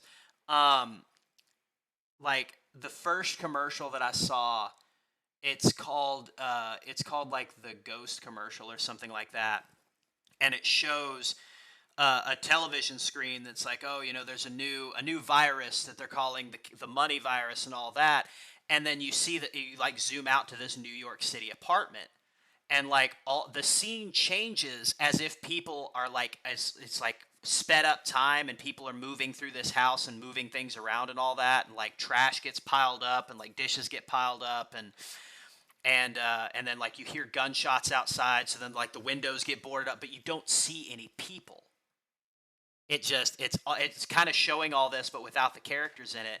And then like you're hearing their voices, and then suddenly throughout the course of this like 2-minute long sequence, you find out that like the daughter of this couple gets sick, and then it snaps to like a whole bunch of medicine bottles on this dresser, and then suddenly you hear like the mom crying, and then it's like it's like, oh, my baby and all that kind of shit, and obviously the child died, and then like a couple seconds later, you hear like screaming and fighting between this couple, like they're arguing, and then like the woman's just like, I'm sorry, I can't stay here, I can't continue to live like this, and then the door slams, and then you hear the guy like talking to himself, and finally at the very end of the sequence, it like zooms in on the window, and the guy's just like, I can't do this anymore, I can't do, and then a gunshot, and then blood splatters over the back window. But you never see the people in this whole thing. And that hooked me. I was like, I don't know what this game is. I don't know what the Division is, but I'm all about it. I'm in. I'm fucking stamp of approval. I am emotionally invested. And then they released like all these gameplay demos. Like there was a gameplay demo that literally showed somebody, like it was a squad of 3 people, and they were playing, and then like he was like, yeah, we need to get like a UAV in there, or like a drone. Hey, call up Tim. We'll call him. Call up Tim. Have him log in real quick because we need a drone. And this dude logged in from his iPad and controlled a drone on the screen for them, and like ran it through the place to like point out where the enemies were. Yeah. And that was supposed to be a feature. Was that like you could use your phone to play anywhere. You couldn't do like the main game like as a squad member or anything, but like you could give like power-ups, you could like bring in a drone, like you could do hacking and shit like that. It was super fucking, it was It was a very, very high concept at the time, Yeah. and it was really fucking cool. But then when the game actually got released, none of those features were in it, God. and all of the enemies were bullet sponges. So because of that, because of how, and like it was supposed to be basically an MMORPG, but for squad-based war gamers, like war Yeah. fighting. And it basically, it's like it mixes my two favorite genres. I'm all about it. And I made this like long ass backstory, and like I had this full like character write up, and then like Duck had one, our buddy Pig had one, Grab Void, who was on the show a couple weeks ago, he had a character. I mean, we had this whole squad, and like how my character, because my character was the squad leader, and like I was like how I found them, how I got their fucking dossiers, how I recruited them, and then like when the very right when the virus outbreak happened, how I very first contacted and activated all these cells. And then we get into the game and it's a shit show. And I felt like I wasted 6 months building this backstory for this fucking character for a game that was trash. That stings so much. It really does. And it was a complete and total letdown. And I hope they would have fixed it with the Division 2. But everybody I've talked to who's played it is just like, nah, it's just more of the same. Instead of being in New York, now you're in DC. All right, cool. So don't pick it up. That's what I'm hearing. But we actually traded out those the background information that we had. We actually traded that out for Wildlands, which is the game I wanted it to be. I Yeah. mean, the fact of that, like, you can set up 4 guys. Yeah, like Duck just said, then we use the backstories for Wildlands. You can set up 4 guys, and if you're infiltrating a base, like 2 guys can be sneaking up to the base, and you're sitting there with a sniper rifle. Pap. All right, that guard's down. Move on to the next sector. Pap. All right, that guard's down. Move on to the next sector. And like, it's super fucking fun. If you're into shooters, I highly recommend it. It's a great goddamn game. And I I struggle really, finding shooters nowadays. yeah, and I really, God, it's gonna bug me until I figure out what the name of this fucking game is. It goes Breakpoint is the newest one, and it's apparently the exact same. It's the same as all the as that. It's produced by Ubisoft Paris, who did the first one, and it looks fucking awesome, and I'm all the fuck about it. But speaking of viruses and how they completely destroyed the nation in the division, so COVID-19's a bitch. Yes. So right now in DFW, Dallas is currently under a don't leave your home unless you absolutely have to lockdown. Most businesses are put on a standstill. Like I know, like where you work, like you guys were working until like 2 days ago, right? Yeah. I was supposed to go in last night. What is it? Monday? Yeah. Yeah. Sunday night I was supposed to go in at 10 o'clock, but like I woke up to text messages talking about like, hey, and we have a Facebook there's Mm-hmm. discussing whether or not they should keep running that night. GM will run rain, shine, heaven, hail, Satan outside whipping people. He'd be like, all right, well, you still need to come to work. I don't care if the devil like put a fork in your ass. You need to be online when it starts because we'll get fired if you're not, and they'll give a fuck. And because of all this, it was like, well, the original reason we were shutting down is because we were bringing in a new vehicle. You know, car companies do that every year, so I mean, Yeah. it's not like any uncommon knowledge. But that was our projected time to do that. But this happened to line up with that, so it was like, oh, this is some shit.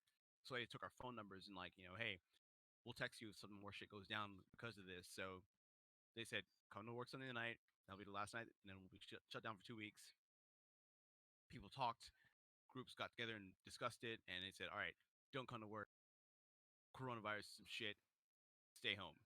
So we're projected 2 weeks, but if it goes longer, we'll be out longer than that. So Well, and that's we're like kind of so. semi now. So like my job, I work for a medical gas company, and we're like the largest supplier of medical gas in the United States. And ours is considered a essential function for the medical industry. So our company can't shut down. I mean, we provide, like, if you go to a hospital, like you walk into a hospital right now, you see an oxygen tank. There's about a 70% chance my company delivered it, and we own that cylinder. Um, so we're a medically required business. So we are technically still working, but my part of it is I'm like in logistics and supply chain. So therefore, I have nothing to do with gas cylinders. So they basically just said, look, you're a non essential personnel of our essential business. So you just stay home and we'll continue to pay you. But be prepared if you need to come in for something if we need all hands. That's lit. Dope. Sure. I'll play Sims all day. Yeah. Because that's what's bad is like 90% of my job is meeting face to face with customers and like going to facilities to like talk to people and going to facilities to repair things because I'm a technician and I like 90% of my job is repairs and installations. And most of our customers have said no outside people are going to be coming into our facility. And like my job currently, if you're out sick for any length of time, you have to get a doctor's note saying that you don't have COVID-19 to come back to work. Damn. And it's interesting because there's a lot of businesses that are saying that they are essential functioning businesses in order to stay open, just so, you know, they can continue to force their employees to have to deal with the public and they won't lose profits. GameStop is one of those companies. Exactly. Like, what? Yeah. What are y'all thinking? They got shut down yesterday. They have actually closed every single store. And they're giving 80 hours to their employees of just paid time off in the hopes that after 2 weeks they'll maybe be able to open again. But from what a lot of analysts are saying, this potentially could be the death of GameStop finally. That does make sense. Which I have mixed feelings about. Same. Part of me is like, you know, GameStop has kind of been an institution for a long time, and I kind of don't want them to go away. All my games are digital now, so I have no reason to go in there and buy something. Yeah. But at the same time, it's like if I want to, I'd like the option. And I don't want to go to like places like Walmart or somewhere like that. I want to go to a game store that has like people who play games and like they can be like, "Hey, have you played the new blah blah blah?" "Oh yeah, no, I did. It's really fucking cool." And then like we can kind of talk about it and like that'll help me make my gaming decision. But there's another part of me that is like, tell you what, you go bankrupt, I'll give you $5.95 for all your stores, because that's all you gave me for a $60 fucking game that I bought from you 3 days ago. Yeah. For $70, you piece of shit. Fucking robbers. Yeah, like there's part of like that's where I'm like I'm of two minds about it, but I'm kind of also really excited to see how this is going to play out in the grand scheme of things. Yeah, they got Reggie now. Yeah, that for one, but also like in the American workplace environment in general. Because there's a lot of on Nerdcast, we talk a lot about people with like disabilities and underrepresented. Oh hey, Allie, thanks for the raid. But we talk to a lot of like underrepresented individuals, underrepresented people in the gaming environment, and all that. And like one group that is wholly and very, very highly underrepresented is people with disabilities, people with physical disabilities. Yeah. And I know a few people who have like physical disabilities that make it extremely hard for them to go to work and who make it hard for them to go to an office every day. And like a friend of mine has been asking his company, is there any way, like my job does not require me to be in an office 8 hours a day? Is there any way that I can just work from home? Like I can work remotely? And they have told him for the last year and a half, there is no way. Your job is impossible to do from home. It can't happen. Well, guess who got sent home with a computer a week ago? Wow.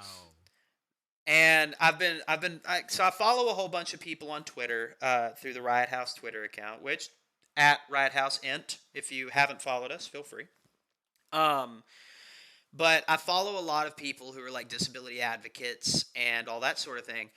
And one thing that they have said is it's crazy to me how everything that they said they could not do for us, they're now doing for regularly abled people. So it makes me wonder, how do you think the American labor landscape is going to change now that companies have proven, oh yeah, dude, you can work from home. We don't necessarily need you on site. Yeah. It's crazy. Like everybody's gonna think about it now, and it's like we really have like a shift change that's gonna like really fluctuate the perspective and the way things are run after this is all over. I know, and I really think that there's going to be a lot of companies who are just going to realize, like I was talking to my boss today about this, and I was like, man, it's so crazy that like a lot of people are working from home who have been told you can't. And he was like, yeah, but like now that companies are realizing that people can work from home and people can actually do their jobs correctly. And there's a lot of people, like Chelsea, for instance, she does more work and works more efficiently in her home office than she ever has at her actual office, because she doesn't have people coming in every 10 minutes to just, oh, how's the weather? Oh, did you see the football game last night? Oh, did you hear about this? Blah, blah, blah. She doesn't have that because, we don't talk to each other about stuff. We just hang out, watch TV, and like anytime that anything crazy happens, yeah, we'll talk about it a little bit. But like in general, we're just like, you probably saw it. Yeah. Um, but and like if she's working, she doesn't exist to me. Like she's not in the house, and like she's the same way with me. Like if I'm working, she doesn't bother me. I don't bother her. We exist in parallel in the same house, but we don't exist in the same mindset. Exactly. And so therefore, like she's a lot more efficient. And there's a lot of people who work that way, who just dead ass work better in an environment where there's less distractions, which ironically is their home. Exactly. So I feel like the labor force in general is going to have like a major shift in about a month. And a lot of companies are gonna I feel like there's gonna be even some companies that are gonna get rid of brick and mortar locations. That they're just gonna Pretty say, you much. know what? All of our people can work from home, so why should we have this office? Exactly. Like, what's the point of paying the property taxes, the rental, or the all of the utilities? Why? Why should we do this? It Yeah. doesn't make any sense. I don't know. I think it's going to be a really interesting. I think it's going to be a really interesting. It's going to be an interesting time for us, Yeah. It's gonna especially. be like almost like a move. Like to see companies that make that shift, because Mhm. all these companies doing that are probably saving money away from it. Yeah, And so companies are gonna be like, the ones that are at least woke will be like, I want to save that money too. Let's try it, and then they'll start implementing that more. yeah, and well, like in like your field, manufacturing. I mean, yeah, you're gonna have to have people on the line. You're gonna like right now. I can say who you work for, right? Huh? I can say who you work for, right? Yeah. Yeah. Okay. Like right now, GM is losing money hand over fist because lines aren't moving, product isn't being made. But I bet you they're saving money on all the office staff because I'm sure that the office staff is getting shit done and, maintaining a level of efficiency that they probably couldn't Yeah. maintain while they're actually at work. So I don't know, man. I think we're gonna have a major shift in the way the labor market runs, and I'm excited to see it. Um, especially if who I want to get elected gets elected, which I'm not gonna get into a whole bunch of political bullshit right now. But if who gets elected that I want to get elected happens, then man, it's going to be a major shift in favor of like the little guy, like a motherfucker, over the next like Yeah, year or two. So I'm looking forward to seeing it. Like working from home becoming like a mainstream kind of concept, and same. Like I really hope it happens, and I don't know. In the world that we live in, because we live in the future. I mean, let's be real. Just because we don't have flying cars doesn't mean we don't have just like super fucking amazing technology. I yeah, mean, for God's sakes, when I was a little kid and I watched, what's the name of that fucking movie? Fifth Arnold Element Schwarzenegger goes to Mars. goes to Mars. I know Dwayne Johnson did in Doom. Yeah, no, Total Recall Oh, okay, or no, whatever. No, so, it was Demolition Man. That's the one I'm thinking of. okay, With Sylvester Stallone. I remember that. Yeah, Um, fuck, man, they all blend together. But anyway, there was a scene. Yeah, it was Sylvester Stallone. It was Demolition Man. But yes, it was Total Recall. Thanks, Duck. Thanks for looking out. Um, but there's a scene where because he's from the '90s and he gets cryogenically frozen and wakes up in like 2030. I think I don't remember the exact year. damn, It's a great movie, by the way. If you haven't seen it, not I far from. recommend it. I think I'll Um, watch it. it's very much an '80s '90s action movie. He didn't go to Mars. It's just my dumbass was mixing the two movies up. Wait, wasn't Wesley Snipes in it? Yes, yes, I did see it. Okay, yeah. okay. But Wesley Snipes. he goes to his new apartment and he gets a phone call and like a screen appears and it's somebody making a wrong number call because it's a woman in like a towel and like she opens up her towel. She's like, "Do you like what? Oh my god!" And then realizes she's got the wrong person. And of course, like Sylvester Stallone's character is like, "All right," but the idea and the concept less than 30 years ago of just like, wait, like he saw that person and there was a live interchange between them, like a video call. That's insane. Man, that's going to be super cool technology to have 80 years from now. We're doing it right now. And lo and behold, what are we fucking doing? Like, you and I are having a video call with little to no latency, and there's 7 other fucking people that are watching this and like are commenting and can interact with this. Like, this is the fucking future. Like, Yeah. this is the future we always thought of. The only difference is we don't have a fucking flying car. Which, let's be real, you've driven in DFW. Do you really think that these assholes would do any better in flying cars? Because I don't. Nah. Once you add a vertical element, everybody's fucked. Um, There would have to be a certain amount of suburban limitation before even implementing that in an area. Game. exactly. I mean, like, I don't see it ever being able to be implemented safely. Just there'd be a lot of dumbasses flying into buildings. Yeah. Like, Like, don't text and drive, don't text and fly because, well, the 8th Street skyscraper was hit by a bus today. Um, God. but yeah, like, that's one of the things that I'm really looking forward to is when are these companies going to come into the future that we now live in?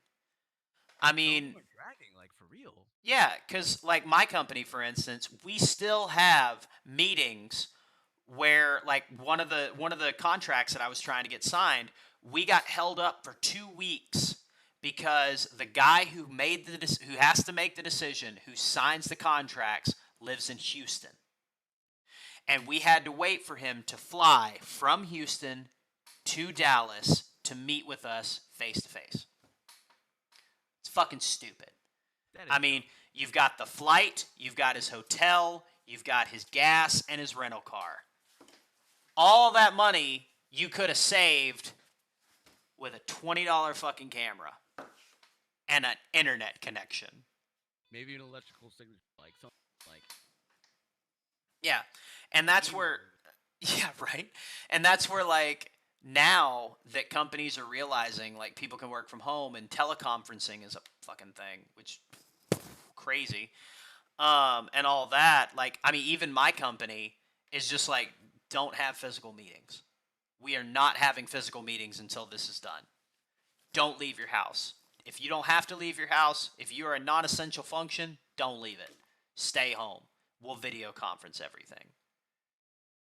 Which that's going to be great for me because all I've got to do is just like set my laptop right here, maybe aim it to where they can't see all this shit, and then boom, I'll just put on a button-up shirt and sit here in my shorts. But yeah, like I really I hope that these companies realize that this is a better way to do things, and it's better for people, and it's better for honestly, it's better for mental health too. Yeah, and efficiency as well. Exactly, because I know for a fact I feel a hell of a lot better working from home than I ever did working out of an office. Now, admittedly, I get distracted really easily, but I'm also really good at my job. So, like, what I tell my boss takes 6 hours actually only takes me like 45 minutes. Damn. But still. Oh, yeah, like Duck just mentioned, and think of how clear the roads would be. Yeah, like Yeah. if everybody who could work from home did work from home, we'd have less traffic, less accidents, and less deaths on the highway. I mean, we had 3,058 people die on the highways of Texas last year. I wonder how many of those people were driving to work that didn't actually have to if their company would just let them work from home. Yeah. Yeah. What's a rush hour? Oh God, could you imagine that though? Like all those office workers who don't have to be on the road anymore. Because I kind of frankly, want to see that at like 5 p.m. tomorrow. Like, is there gonna be anybody on the highway? You know? right? Like I thought about doing that the other day, or let's say the other day, like sometime this week. Just like now that we've got the stay indoors order, like part of me just wants to like, because I've got a letter from my company that says I work for an essential company. I can be out in this shit, and I've got it printed out. It's sitting right there. Damn. And like I technically have a letter that allows me if I get pulled over, hey, why are you out here? I have an essential function, sir. And then leave. But part of me wants to like at the peak rush hour, like 4:30 to 5:30, just drive around. Just drive around town and Yeah. just see what the traffic's like. Now, I wish I had like a drone or something that could do that. right? Now, I don't recommend that. I am speaking directly to viewers. Don't do that. Don't. Stay home. Don't Yeah. don't add to the problem. We're shutting this shit down. We need to get it over with. Yeah, but at the same time, like do as I say, not as I want to do. Yeah. Because I'm not gonna. Like, I can tell you right now, I talk a big game. I'm not actually gonna do that. But, like, it would be super cool. Alright, Duck, if you have to go to the bank tomorrow, go to the bank. Like, I'll allow it this time. But next time, plan better.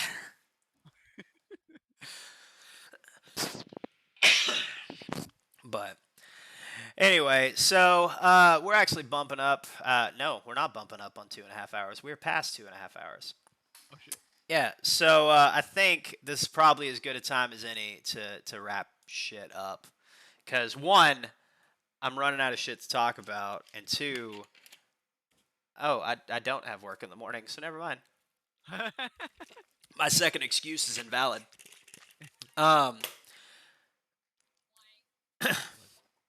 Anyway, so yeah, thanks for hanging out, everybody. Like, we really do appreciate it. Thanks to Digit Alley for rating the channel. That was pretty dope of her. Go follow Alley. She's a great person. She's a good streamer. She's doing a lot of Animal Crossing. She's talking that she might be doing Animal Crossing pretty much every day. I don't know if that's actually what her schedule is going to be, but she's dope. Like, she's good people. Yeah, so Pyro, thanks for hanging out, man. It was You don't really mind, man. cool. So do me a huge favor and tell everybody where they can find you and what you do. Mainly my Twitch channel, twitch.com/Pyrorocker. I stream any and everything I can. I actually even just picked up a VR headset, so at some point this week I'll probably stream Beat Saber. Uh, I like to play VR chat a lot in there, but let me just turn the camera here. I'm gonna show you guys a quick preview of what my intro is gonna be like because they uploaded the overlay here. You see all this stuff over here? That's what you'll be looking at. Like the God gist of damn, the games dude. that I got. Like that's my collection I've been building up. I got like some Sega Genesis, Sega Saturn, Sega CD, and then there's just like other stuff down there. My PSVR headset's kind of busted right now, so that's why I got a new one. But even my figures, like I'm all about those. Like that's just like my collection in general sense. But yeah, I have many digitals as well. So check my Twitch channel out. Go through the overlay, and click the intro on my Facebook, and you'll see the whole showcase of all the games that are on. All right, That's just like a good brief you're on Facebook, Power Rocker too, right? yeah, facebook.com/Pyrorocker. Okay, and Um, Twitter, same. yeah, but if you follow my Twitter, just know I like a lot of dirty shit. So if you follow me, you'll see Pyrorocker likes these big ass titties, all these other things that will correlate to that. So that's what I'm about. All right, well, at least you're letting everybody know what they're getting themselves into. Yeah. I try to be upfront about these kind of things. Like if someone's uncomfortable, I don't want them to be uncomfortable. Like Yeah, no, I and feel like that's that seriously. So yeah. that's what I It's do. all about respect, and it's all about respecting everybody, and that's what we're all about here at Riot House. Respecting everybody, but those who choose to sludge people under their boot, because whenever God, what was it? Whenever formative cruelty becomes the rule of law, kindness becomes punk as fuck, and we try to be punk as fuck. But yeah, so thanks everybody again for hanging out on the Come As You Are stream. As always, I don't have the calendar up before I start my outro because I am trash. No. Uh, so tomorrow, we're still trying to figure out if it's going to be Mac or me. With Mac having to work first shift this whole week, there's a distinct possibility that he might not be able to, just because our normal stream hours are 7 to 10, and with him having to get up at like 4 a.m., 7 to 10 is probably not going to work for him. We did discuss him potentially streaming a little earlier, but that may be a thing, may not. If not, I'll be in tomorrow streaming some Sims so we can see how W and Chaz get along, especially now that they have a sorority house next door. So that should be a hell of a lot of fun. Thursday, it's game night again with me. It's going to be Sims again. I'm going to be real. I'm on a Sims kick. I'm probably going to be on a Sims kick for a while. So welcome to it. I'm planning on making a whole storyline. So it should be fun. And then on the 30th, it's another Nerdcast. I do technically know who the guests are supposed to be, but I don't have their names in front of me. So we'll figure it out. Keep up with us on Twitter. We tweet everything there. We also don't. Never mind. We don't do anything on Facebook. We have a Facebook, but it's mostly just that's where all of our videos are. We're also gonna be setting up a YouTube channel. The plan for the YouTube channel is past broadcasts in their entirety, as well as some of the storylines that we're coming up with in our actual plays. We do have some exciting RP casts that are going to be coming up, probably April, maybe May. We're going to be doing some cross streams with a couple of friends of ours. Doing some RPing in games that are not usually RP'd.